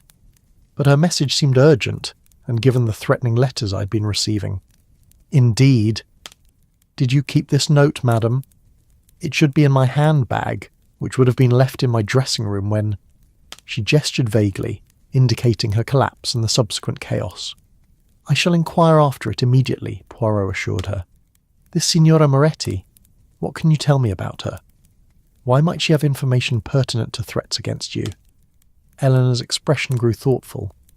Julia was always well connected in the opera world. She knew everyone's secrets and had sources everywhere. Some said she was as skilled in gathering information as she was in singing Puccini. When her voice began to deteriorate, there were rumours that certain opportunities were denied her because she had made powerful enemies through her knowledge of their private affairs. A dangerous position to occupy, Poirot observed. The opera is a dangerous world, Monsieur Poirot. Beautiful, passionate, but treacherous. We perform stories of love and betrayal, murder and sacrifice, night after night, and sometimes the boundaries between the stage and real life become blurred. As Elena spoke, Poirot noticed a shadow pass across her face, a flicker of something that might have been fear or perhaps regret. Before he could pursue this observation, a soft knock at the door announced the arrival of the doctor, who came to examine his patient. I shall leave you to your recovery, madam, Poirot said, rising, and I shall look into this matter of Signora Moretti with all possible haste. Elena nodded, then added, There is one more thing, Monsieur Poirot. The flowers I received yesterday, the modest bouquet with the card that read, Remember your promise. Tonight changes everything. Those were from Julia. I recognized her handwriting, though she did not sign the card. Poirot's eyes sharpened with interest. A promise? What promise did you make to Signora Moretti?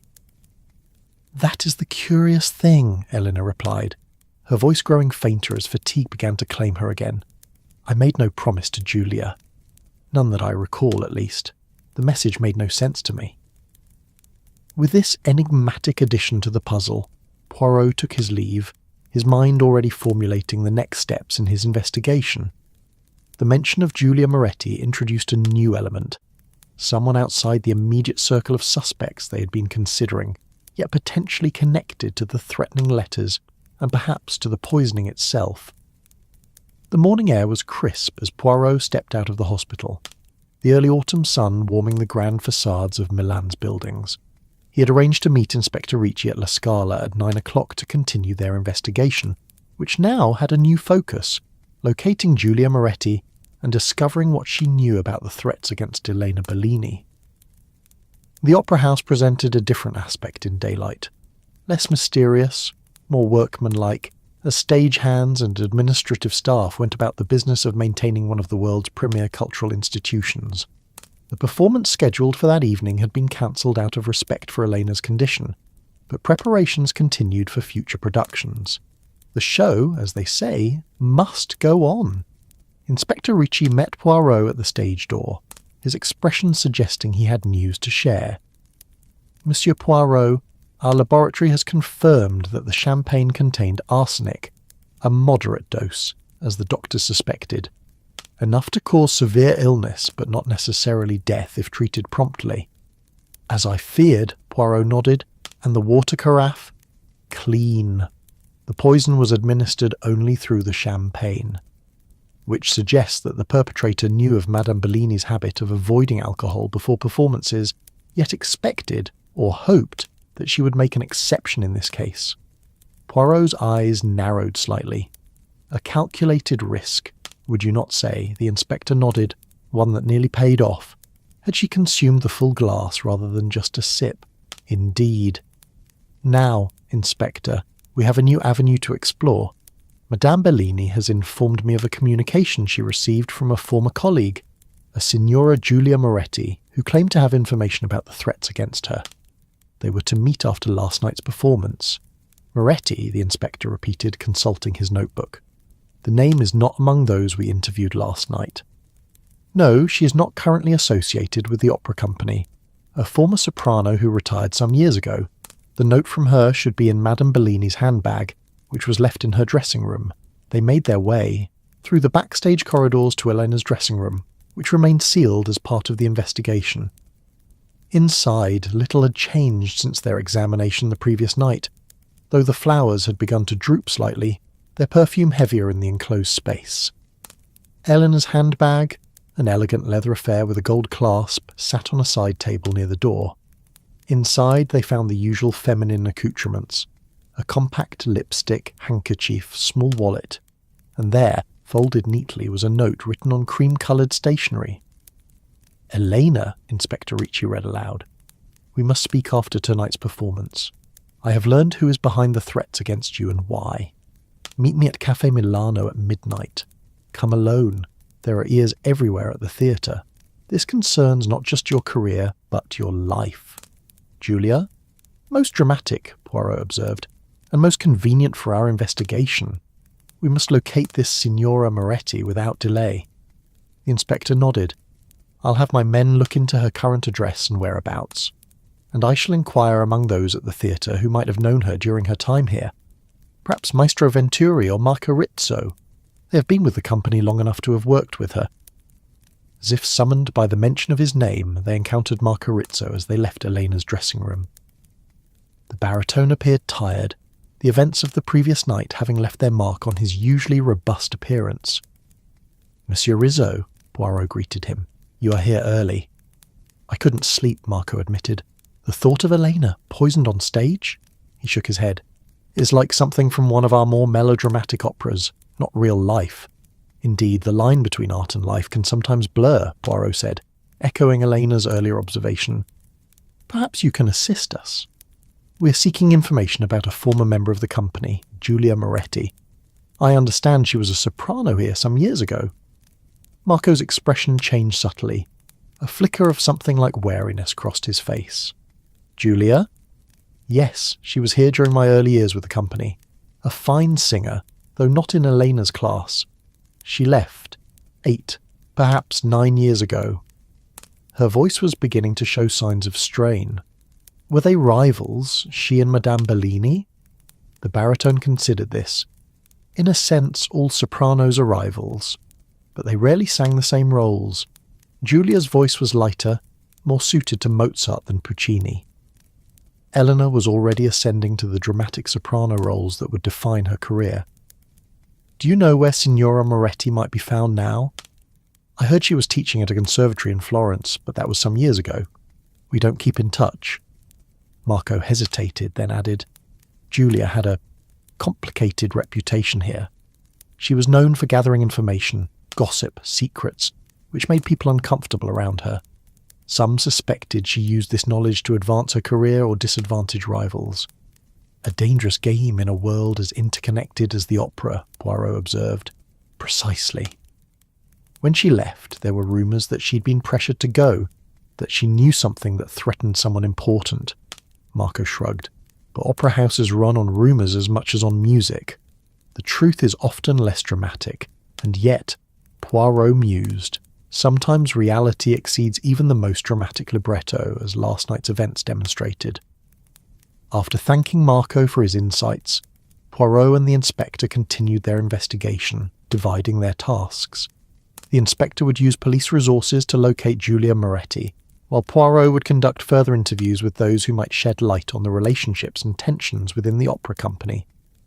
His first conversation was with Maestro Venturi, who confirmed Marco's assessment of Giulia Moretti as a talented but ultimately secondary soprano whose career had been cut short by vocal issues. "She and Elena were not close," the conductor added, polishing his glasses as he spoke. "They were too different in temperament. Elena has always been forthright, direct in her ambitions and opinions. Giulia was more oblique. She observed, listened, collected information like some collect stamps or porcelain figurines. Did you maintain contact with her after she left La Scala? No, though I heard she'd returned to Milan recently. Someone mentioned seeing her at a small performance at the conservatory last month. The maestro replaced his glasses. If she claimed to have information about threats to Elena, I would be inclined to believe her. Julia always knew more than she should. Poirot's next interview was with Maria, Elena's dresser, who had just arrived at the theatre to collect some of her employer's personal items to bring to the hospital, Giulia Moretti-Maria repeated when Poirot inquired. Yes, I remember her. She and Madame were not friends exactly, but they understood each other. Both came from humble backgrounds, fought their way into this world through talent and determination, but their methods were different. Different how, Madame? Maria's hands, always in motion, adjusted and readjusted the items she was packing into a small valise. Madame Elena confronts obstacles directly. She has the confidence of true greatness. Signora Moretti was more strategic. She collected weaknesses, vulnerabilities, not to use them necessarily, but to protect herself. The opera world can be cruel to women as they age, as their voices change.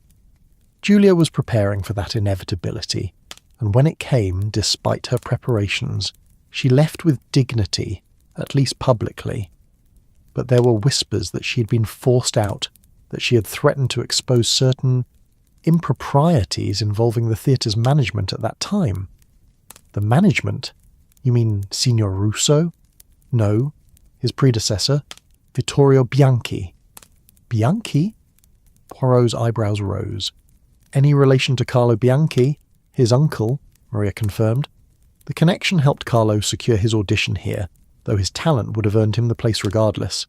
Vittorio retired shortly after. Julia left. Health reasons, officially. This new connection intrigued Poirot. The opera world, it seemed, was even more interconnected than he had initially realised. As he continued his inquiries, a telephone call from Inspector Ricci added another layer to the emerging picture. We've located Giulia Moretti's address, the inspector reported. An apartment near the Brera district. But there's a complication. She hasn't been seen since yesterday afternoon. Her landlady became concerned when she failed to return last night, which was apparently unusual for her. Most concerning given the timing, Poirot responded. Have your men search her apartment, Inspector. With all due care, of course. While the police pursued this new development, Poirot sought out Antonio Russo, the current theatre manager. He found him in his office, surrounded by papers, apparently dealing with the practical fallout of the previous night's events. Ah, Monsieur Poirot, Russo greeted him, setting aside a stack of correspondence.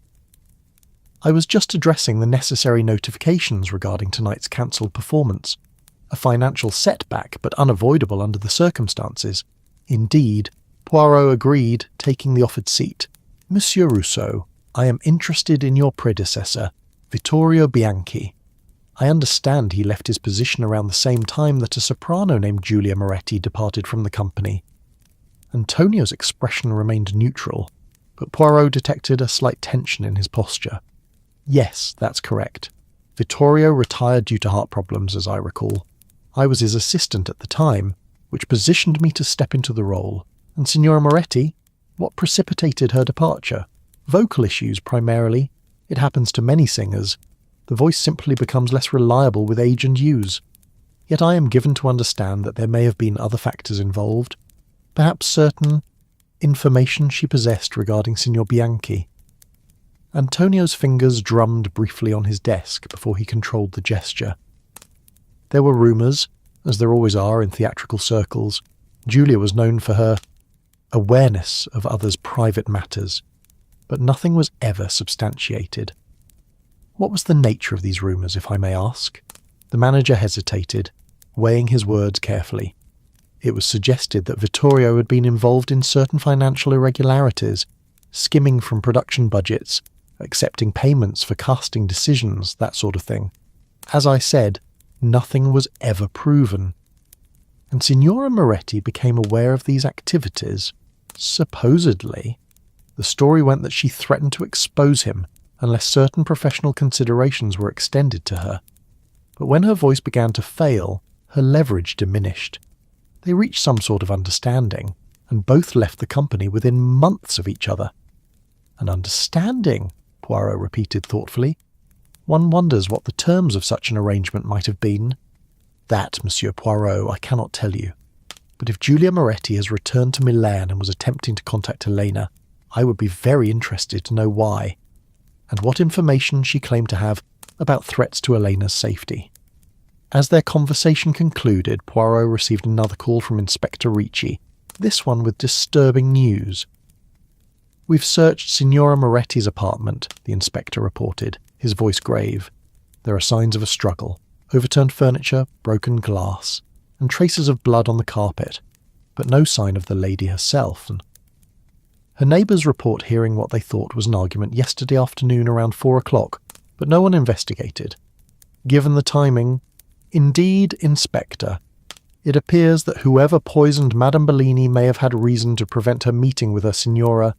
We are treating it as a potential abduction, possibly worse, the inspector. Confirmed. I've put out an alert for her. In the meantime, we're processing the scene for evidence. This development cast the case in an even more sinister light. What had Giulia Moretti known that was worth silencing her for, and how did it connect to the poisoning of Elena Bellini? As Poirot made his way through the opera house deep in thought, he found himself in the auditorium, the vast, elegant space now empty and silent, so different from the charged atmosphere of the previous evening. He stood centre stage where Eleanor had collapsed during her aria and looked out at the rows of empty seats. "The perfect setting for drama," came a voice from the wings. Sophia Ricci emerged, elegant as always in a simple day dress. "I often come here when the theatre is empty. It helps me connect with the space, prepare for the moment when all those seats are filled and all eyes are on me. A moment that may come sooner than expected given Madame Bellini's condition," Poirot observed. Watching her reaction carefully, Sophia's expression remained composed. "I take no pleasure in Elena's misfortune, whatever you may think of me, Monsieur Poirot. I would rather earn my place on this stage than have it handed to me through tragedy. A commendable sentiment, mademoiselle. Tell me, did you ever work with Giulia Moretti during your time here?" If the question surprised her, she hid it well. "No, she had left before I joined the company, but I know of her, of course. In the opera world, reputations and stories persist long after the individuals themselves have moved on. And what stories persist about Signora Moretti? That she was talented but not exceptional. That she collected secrets the way others collect admirers. That her departure was not entirely voluntary." Sophia tilted her head slightly. Why the interest in a singer who left La Scala nearly a decade ago? She had arranged to meet with Madame Bellini after last night's performance, Poirot replied, observing Sophia closely. She claimed to have information about the threats against her. For the first time, Sophia's composure slipped slightly. A flicker of genuine surprise crossed her face. "Giulia contacted Elena? That's unexpected. They were not friends, from what I've heard." "Indeed. Most unexpected. And now, it seems, Signora Moretti has disappeared under concerning circumstances." Sophia was silent for a moment, absorbing this information. "You believe the same person who poisoned Elena may have done something to Giulia? It is a possibility we must consider. If Signora Moretti knew who was behind the threatening letters, she would be a danger to the poisoner," Sophia finished the thought. Her dark eyes met Poirot's directly. "I had nothing to do with either act, Monsieur Poirot. Yes, I stand to benefit professionally from Elena's absence, but I would never resort to poison or violence. My ambition has limits. I am pleased to hear it, mademoiselle. Tell me, are you acquainted with Vittorio Bianchi, Carlo's uncle and the former manager here?" Again, that slight hesitation. "We've met at social functions. He still maintains connections in the opera world, though he's officially retired. And his relationship with his nephew. They're close, I believe. Vittorio has been something of a mentor to Carlo, guiding his career choices."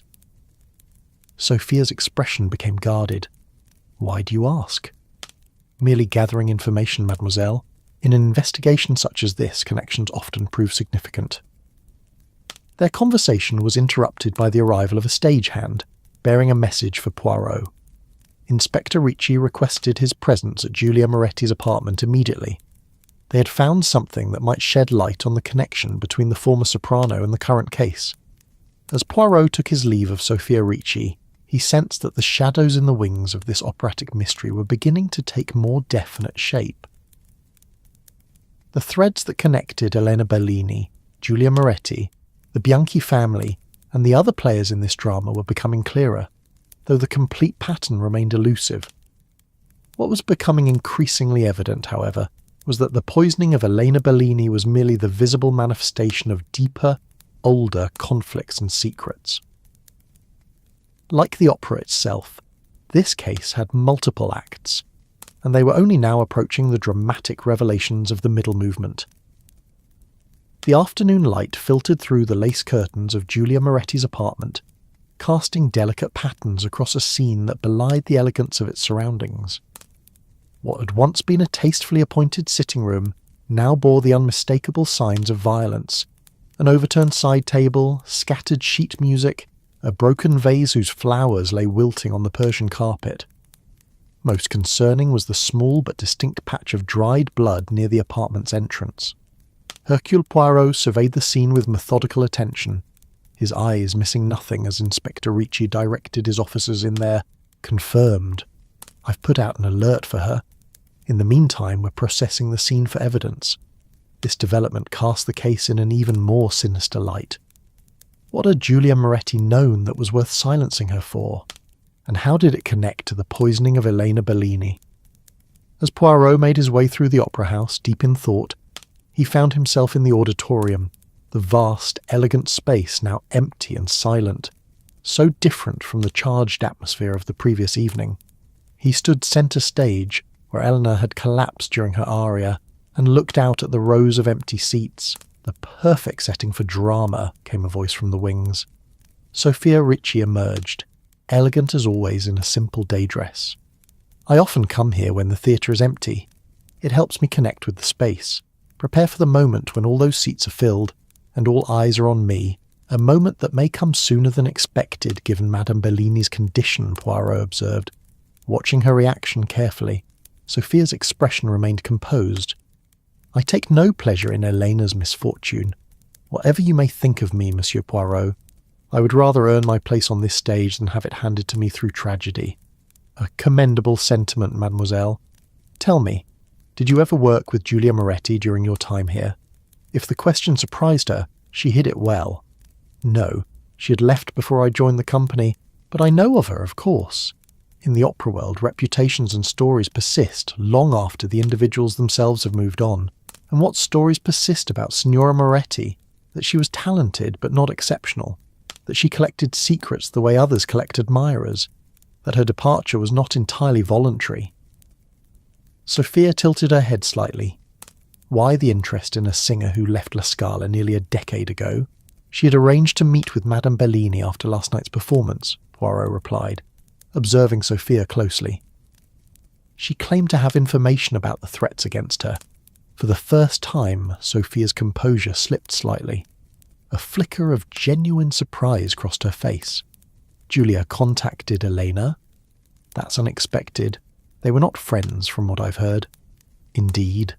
Most unexpected. And now, it seems, Signora Moretti has disappeared under concerning circumstances." Sophia was silent for a moment, absorbing this information.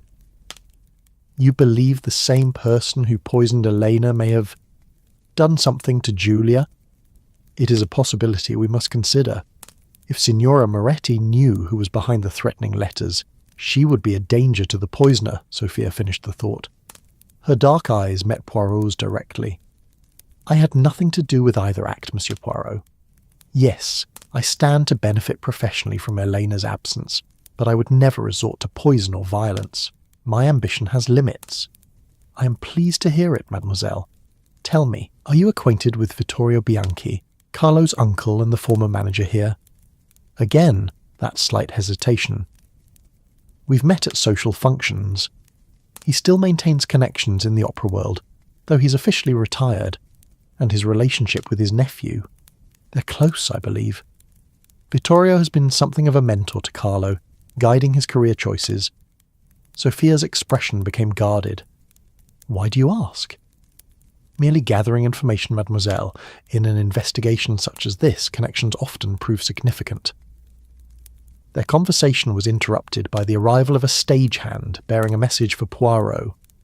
Inspector Ricci requested his presence at Giulia Moretti's apartment immediately. They had found something that might shed light on the connection between the former soprano and the current case. As Poirot took his leave of Sophia Ricci, he sensed that the shadows in the wings of this operatic mystery were beginning to take more definite shape.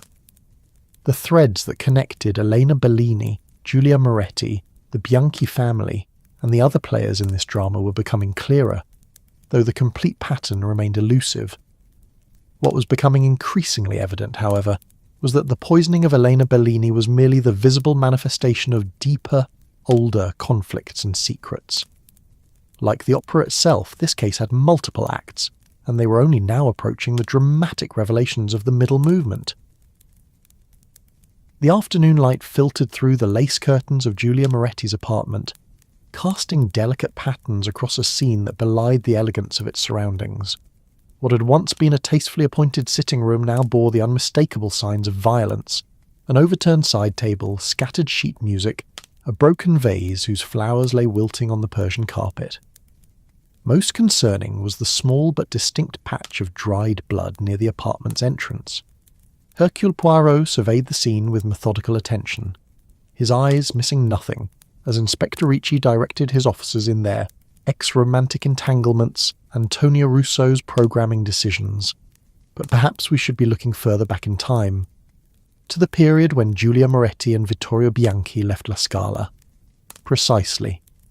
Signora Moretti apparently possessed information about financial improprieties involving Vittorio Bianchi, information she used to negotiate her own departure when her voice began to fail. But what if there was more to that story? What if the scandal was deeper, more damaging than mere financial mismanagement?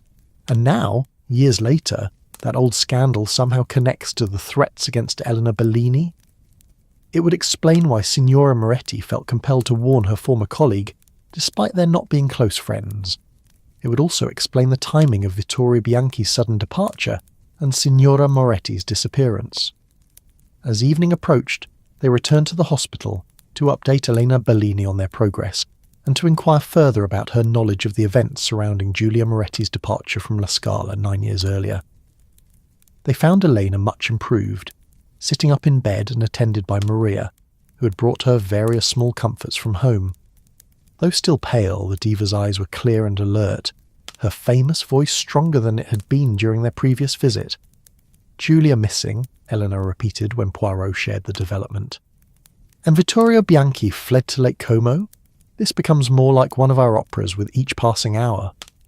"Madame, what can you tell us about the circumstances of Signora Moretti's departure from La Scala?" Poirot asked. "We understand there may have been more involved than merely vocal difficulties." Elena exchanged a glance with Maria, who nodded almost imperceptibly, before busying herself with arranging flowers beside the bed. "There were rumours," Elena began carefully. Giulia had discovered that Vittorio was engaged in certain financial arrangements. Singers would make donations to special production funds and miraculously find themselves cast in desirable roles. Young artists with wealthy patrons would find their careers advancing more rapidly than those with only talent to recommend them. "A form of bribery, in essence," Inspector Ricci noted.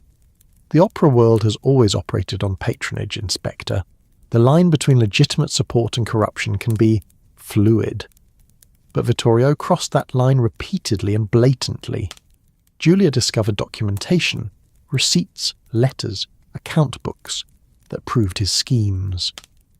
And she used this information to secure her own position," Poirot suggested. Eleanor smiled faintly.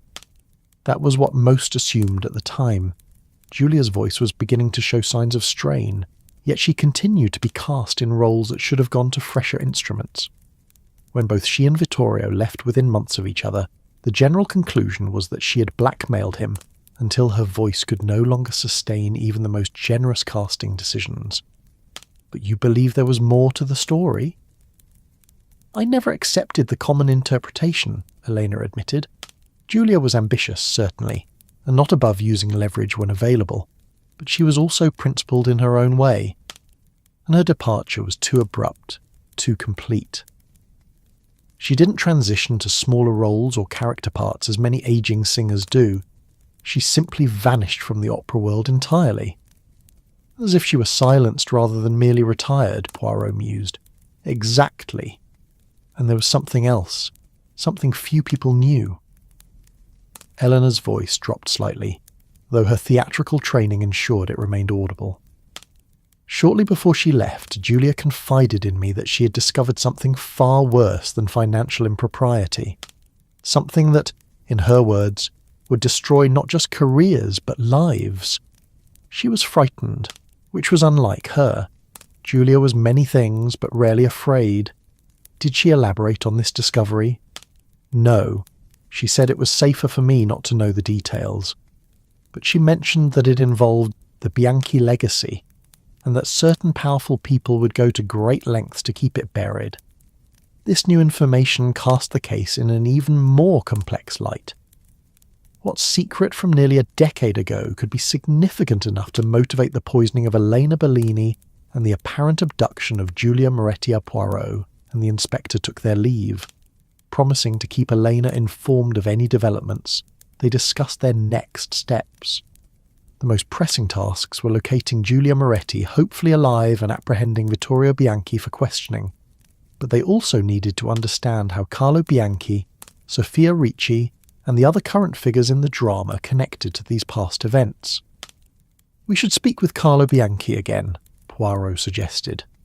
His relationship with his uncle may be key to understanding the complete picture. They found the tenor at the theatre, where a rehearsal for the next production in La Scala's season was cautiously proceeding.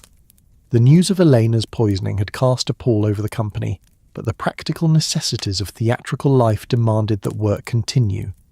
Carlo was in his dressing room, studying a score when they arrived. He looked up with evident surprise at their appearance. "Monsieur Poirot, Inspector, have there been developments in Elena's case?" "Several," Poirot confirmed, taking the seat Carlo offered, "including the disappearance of a former colleague of Madame Bellini's, Julia Moretti. Does the name mean anything to you? A flicker of something, recognition, concern, crossed Carlo's handsome features before he composed them. Julia Moretti. Yes, she was here before my time, but I've heard of her. A lyric soprano who left rather suddenly, as I recall. Around the same time your uncle retired as manager." Carlo's expression became guarded. "Yes, I believe that's right. My uncle's heart condition forced him to step down. I was still studying at the conservatory then, not yet part of the professional opera world. But your uncle's position here surely influenced your interest in pursuing an operatic career. Opera is in our family's blood, Monsieur Poirot. My grandfather sang here. My uncle managed the theatre, and now I perform on its stage. It's a tradition I'm proud to continue." "A family legacy," Poirot mused. "Speaking of your uncle, we paid him a visit today, only to discover he left suddenly for Lake Como yesterday afternoon. An interesting coincidence, given the timing of Signora Moretti's disappearance and Madame Bellini's poisoning." The colour drained from Carlo's face. "You cannot possibly suspect my uncle of involvement in Elena's poisoning. He's been retired for years, lives quietly." "And yet," Inspector Ricci interjected, "his name appears in Signora Moretti's notes regarding threats to Madame Bellini, notes that also reference the nephew as proxy. Would you care to explain what that might mean, Signor Bianchi?" Carlo stood abruptly, pacing the small dressing room. "This is absurd. I had nothing to do with poisoning Elena. Yes, our personal relationship ended, and yes, I've become involved with Sophia, but that doesn't make me a criminal." "No one has accused you directly, monsieur," Poirot said mildly. "We are merely following the evidence where it leads us, and at present it leads to connections between current events and certain unresolved matters from the past." "What matters?" Carlo demanded. "What could possibly have happened 9 years ago that would lead to someone poisoning Elena now?" "That," Poirot replied, "is precisely what we are attempting to determine. Perhaps you might help us by sharing what you know of your uncle's departure from La Scala. The family perspective, as it were." Carlo hesitated, clearly weighing his words carefully. I was told it was his heart condition, as I said. There were whispers about financial irregularities, but nothing was ever proven. My uncle maintained his reputation and connections in the opera world, even after stepping down. And his relationship with Giulia Moretti? Were you aware of any particular conflict between them? No, nothing specific, though I remember my uncle mentioning her once, saying she was too clever for her own good, and that some sopranos should focus more on singing and less on other people's business. Carlo shook his head. I didn't think much of it at the time. The opera world is full of such tensions. As their conversation with Carlo concluded, leaving him visibly shaken, Poirot and the inspector made their way through the backstage corridors, discussing the implications of what they had learned and what remained obscured. The nephew may indeed be a proxy, Poirot mused, though perhaps an unwitting one. Carlo Bianchi's career at La Scala began after his uncle's departure, but has been meteoric, from debut to leading tenor in just 2 years. One wonders what influences might have smoothed his path, and how Elena Bellini might have threatened that path, the inspector added, or what she might have known about the old scandal that prompted the threats against her. Their musings were interrupted by the appearance of Sophia Ricci, emerging from a rehearsal studio. She paused upon seeing them, her expression cautious but composed. Monsieur Poirot, Inspector, I heard you were speaking with Carlo indeed, mademoiselle.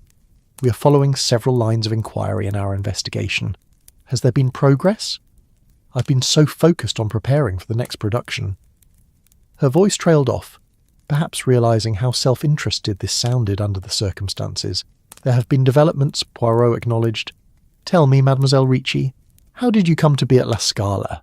Your rise has been almost as swift as Signor Bianchi's. Sophia's perfect eyebrows rose slightly. You auditioned, like everyone else.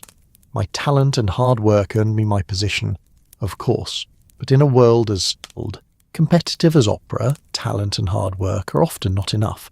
Connections, patronage, opportunity, these factors can be equally important. What are you suggesting, Monsieur Poirot? Merely that success in your profession depends on many variables. Were you acquainted with Vittorio Bianchi before joining the company? Perhaps through your relationship with his nephew?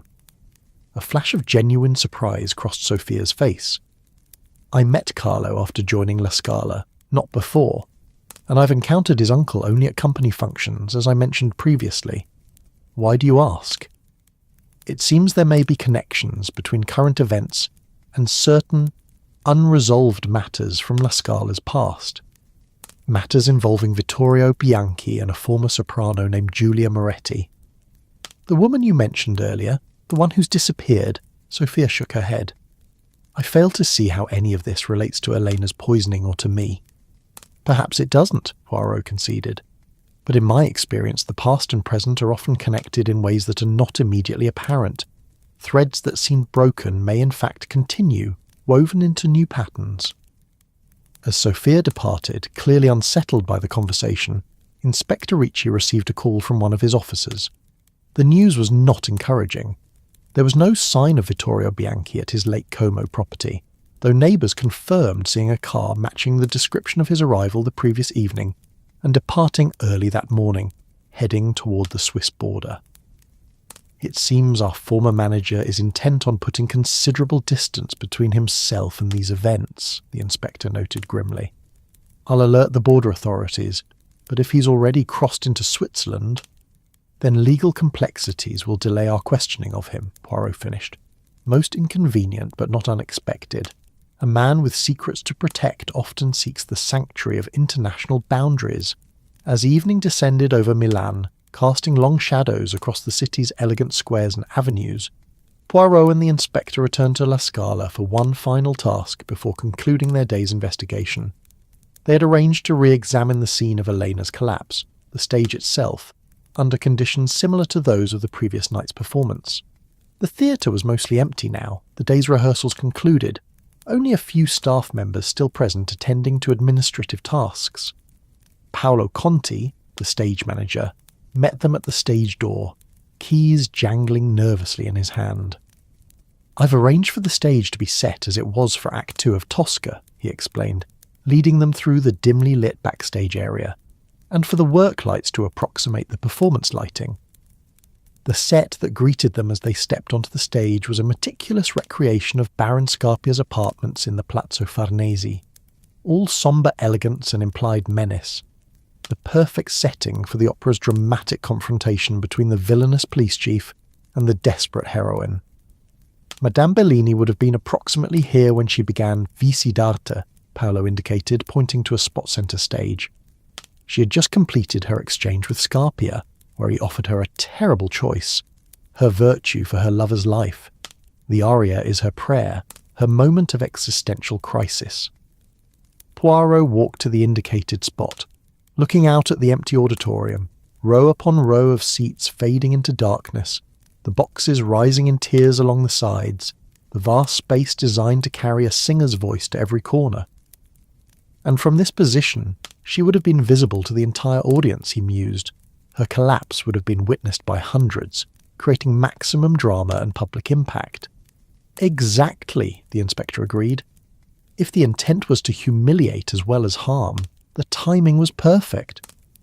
Perhaps too perfect, Poirot murmured. The poisoner would have had to calculate precisely how long it would take for the symptoms to manifest. Not too soon, lest she never make it on stage, but not too late, lest the dramatic moment be missed. Suggesting someone with knowledge of poisons and of Madame Bellini's physiology, the inspector noted. A doctor, perhaps, or someone with access to medical knowledge. The opera world is full of those who understand the human body as an instrument. Voice teachers, coaches, former singers who now instruct others. As they continued their examination of the stage, Poirot's attention was drawn to the small table in the wings where Elena's water carafe had been placed during the performance. Though the carafe itself had been taken into evidence, the table remained, a silent witness to the activities of the previous evening. This position, Poirot observed, would have been visible to anyone in the wings, but not to the audience or to performers on stage. An ideal location for someone to approach their exploration without drawing attention, particularly during the chaos of a set change or interval. Complete, they thanked Paolo and prepared to leave the theatre. As they walked through the now quiet corridors, Poirot summarised their progress. We have established several important facts, Inspector. First, Elena Bellini was poisoned with arsenic administered through champagne delivered to her dressing room. Second, that she had been receiving threatening letters suggesting someone wished to end her career at La Scala. Third, a former colleague, Giulia Moretti, claimed to have information about these threats and has now disappeared under suspicious circumstances. Fourth, that Vittorio Bianchi, former manager and uncle to Carlo, has fled, suggesting his involvement in these events. What remains unclear, the inspector added, is the precise nature of the old scandal that seems to connect these events and how it relates to the current figures in our drama, Carlo Bianchi, Sofia Ricci, perhaps others. Indeed. And most critically, we do not yet know the whereabouts or condition of Giulia Moretti, who may hold the key to the entire mystery. As they emerged onto the Piazza della Scala, the evening air cool against their faces, the illuminated facade of the opera house stood as a reminder of the public face of art, the beauty, the transcendence, the perfection offered to audiences night after night. But their investigation had revealed the shadow side of that world, the ambitions, jealousies, secrets and sins that lurked behind the curtain, occasionally erupting into the spotlight in acts of desperation or revenge. Tomorrow would bring new developments, new insights into the tangled web of relationships and motives surrounding the poisoning of Elena Bellini. But for tonight, the rehearsal of their investigation had clarified the major themes and principal players in this operatic mystery. The stage was set for the revelations to come, the final act in which the truth would at last be unveiled. The morning light spilled through the stained glass windows of La Scala's grand foyer, casting prismatic patterns across the marble floor. Hercule Poirot stood quietly observing the play of colours, his mind methodically assembling the final pieces of the puzzle that had begun with Elena Bellini's collapse on stage 3 days ago. Inspector Ricci entered with news. "Monsieur Poirot, we've found her. Giulia Moretti. Alive. Excellent. Where was she discovered? In an abandoned storage facility near the old opera costume warehouse. She was taken from her apartment by two men she didn't recognize. Hired hands, she believes. And Vittorio Bianchi, apprehended this morning attempting to board a train to Vienna.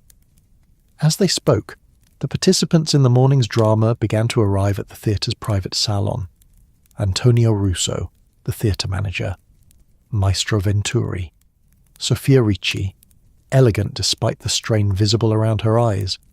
Carlo Bianchi, his handsome face drawn with worry. Marco Rizzo and Maria, Elena's dresser. Elena Bellini herself arrived, still pale from her ordeal but regal in bearing. Last came Vittorio Bianchi, escorted by police officers, his once commanding presence diminished by age and circumstance. Poirot addressed the gathering. Ladies and gentlemen, 3 days ago, a performance of Tosca was interrupted by the poisoning of Madame Bellini. This act was the culmination of threats designed to remove her from La Scala, creating an opening that others might fill, he continued. Our investigation revealed that the roots of this attempt reached back to events nearly a decade ago, when another soprano, Giulia Moretti, and another theatre manager, Vittorio Bianchi, departed La Scala under circumstances never fully explained. Poirot turned to Elena. Madame Bellini, you mentioned that before her departure, Signora Moretti confided she had discovered something that would destroy not just careers, but lives.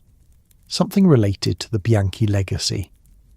The inspector stepped forward with documents. These records show systematic financial misconduct during Vittorio Bianchi's management, but they also reveal payments to silence a young singer who had accused Carlo Bianchi of serious misconduct. All eyes turned to Carlo, whose face drained of colour. That was a misunderstanding, he stammered. Because your uncle used theatre funds to buy her silence, Inspector Ricci stated flatly.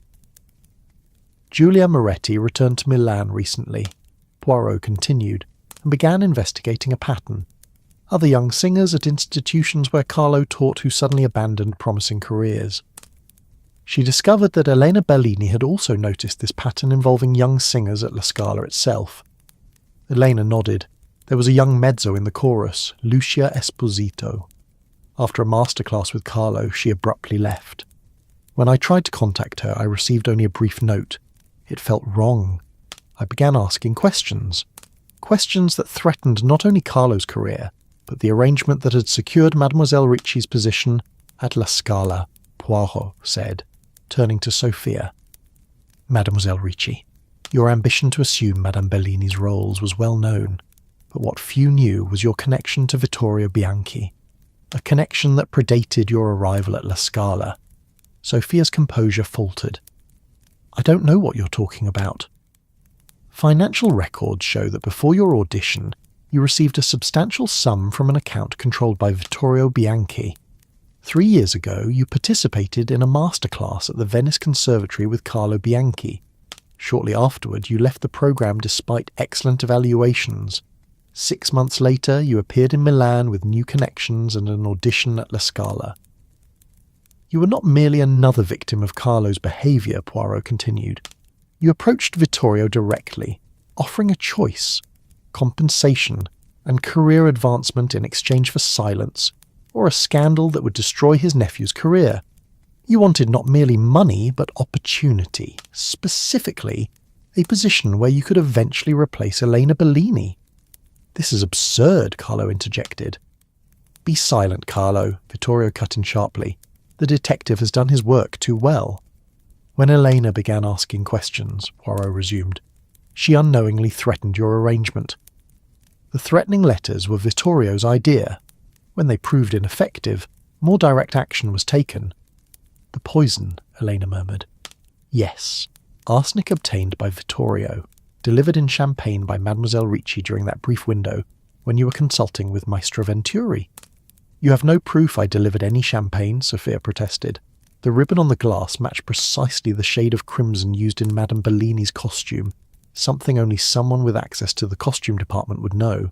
Fibres matching that ribbon were found on your glove hidden backstage. The timing was significant, Poirot continued. During Visidate, a moment when all eyes would be on Madame Bellini, the collapse of La Scala's diva during her signature aria would create a theatrical memory that would overshadow her career. And if I had consumed more, Eleanor asked? The amount used suggests the goal was incapacitation rather than death. A death would trigger a much more thorough investigation. As the accused were led away, Sophia turned to Elena. You don't understand what it's like to fight your way up from nothing. I had talent as much as you, but talent isn't enough. Not for women in opera. Elena's response was gentle but firm. There are always choices, Sophia. Always paths that don't involve poison. Later, as the meeting concluded, Poirot approached Elena by the window. You will sing again, madame? He asked. Elena turned with a determined smile. Yes, perhaps not Tosca, not immediately, but my voice is recovering. I will return to the stage. Truth has its own music, madam, Poirot said thoughtfully. Less dramatic perhaps than Puccini's, but no less powerful in its resolution. As Poirot descended the steps of La Scala into the sunlit piazza, he reflected that even after darkness and deception, beauty remained, waiting to be reclaimed. After every final act, a new curtain eventually rises, bringing with it fresh possibilities, new voices, and the eternal hope of redemption. That's our story tonight. Are you drifting off under the glowing lights of Toronto, the timeless charm of Florence, the lantern-lit streets of Bangkok, or the breeze-kissed shores of Sydney? If this tale brought you peace, like the episode and subscribe for more nights like this. Let the quiet embrace you. Let your dreams drift far. Sleep gently now, wherever you are in this wide and wondrous world.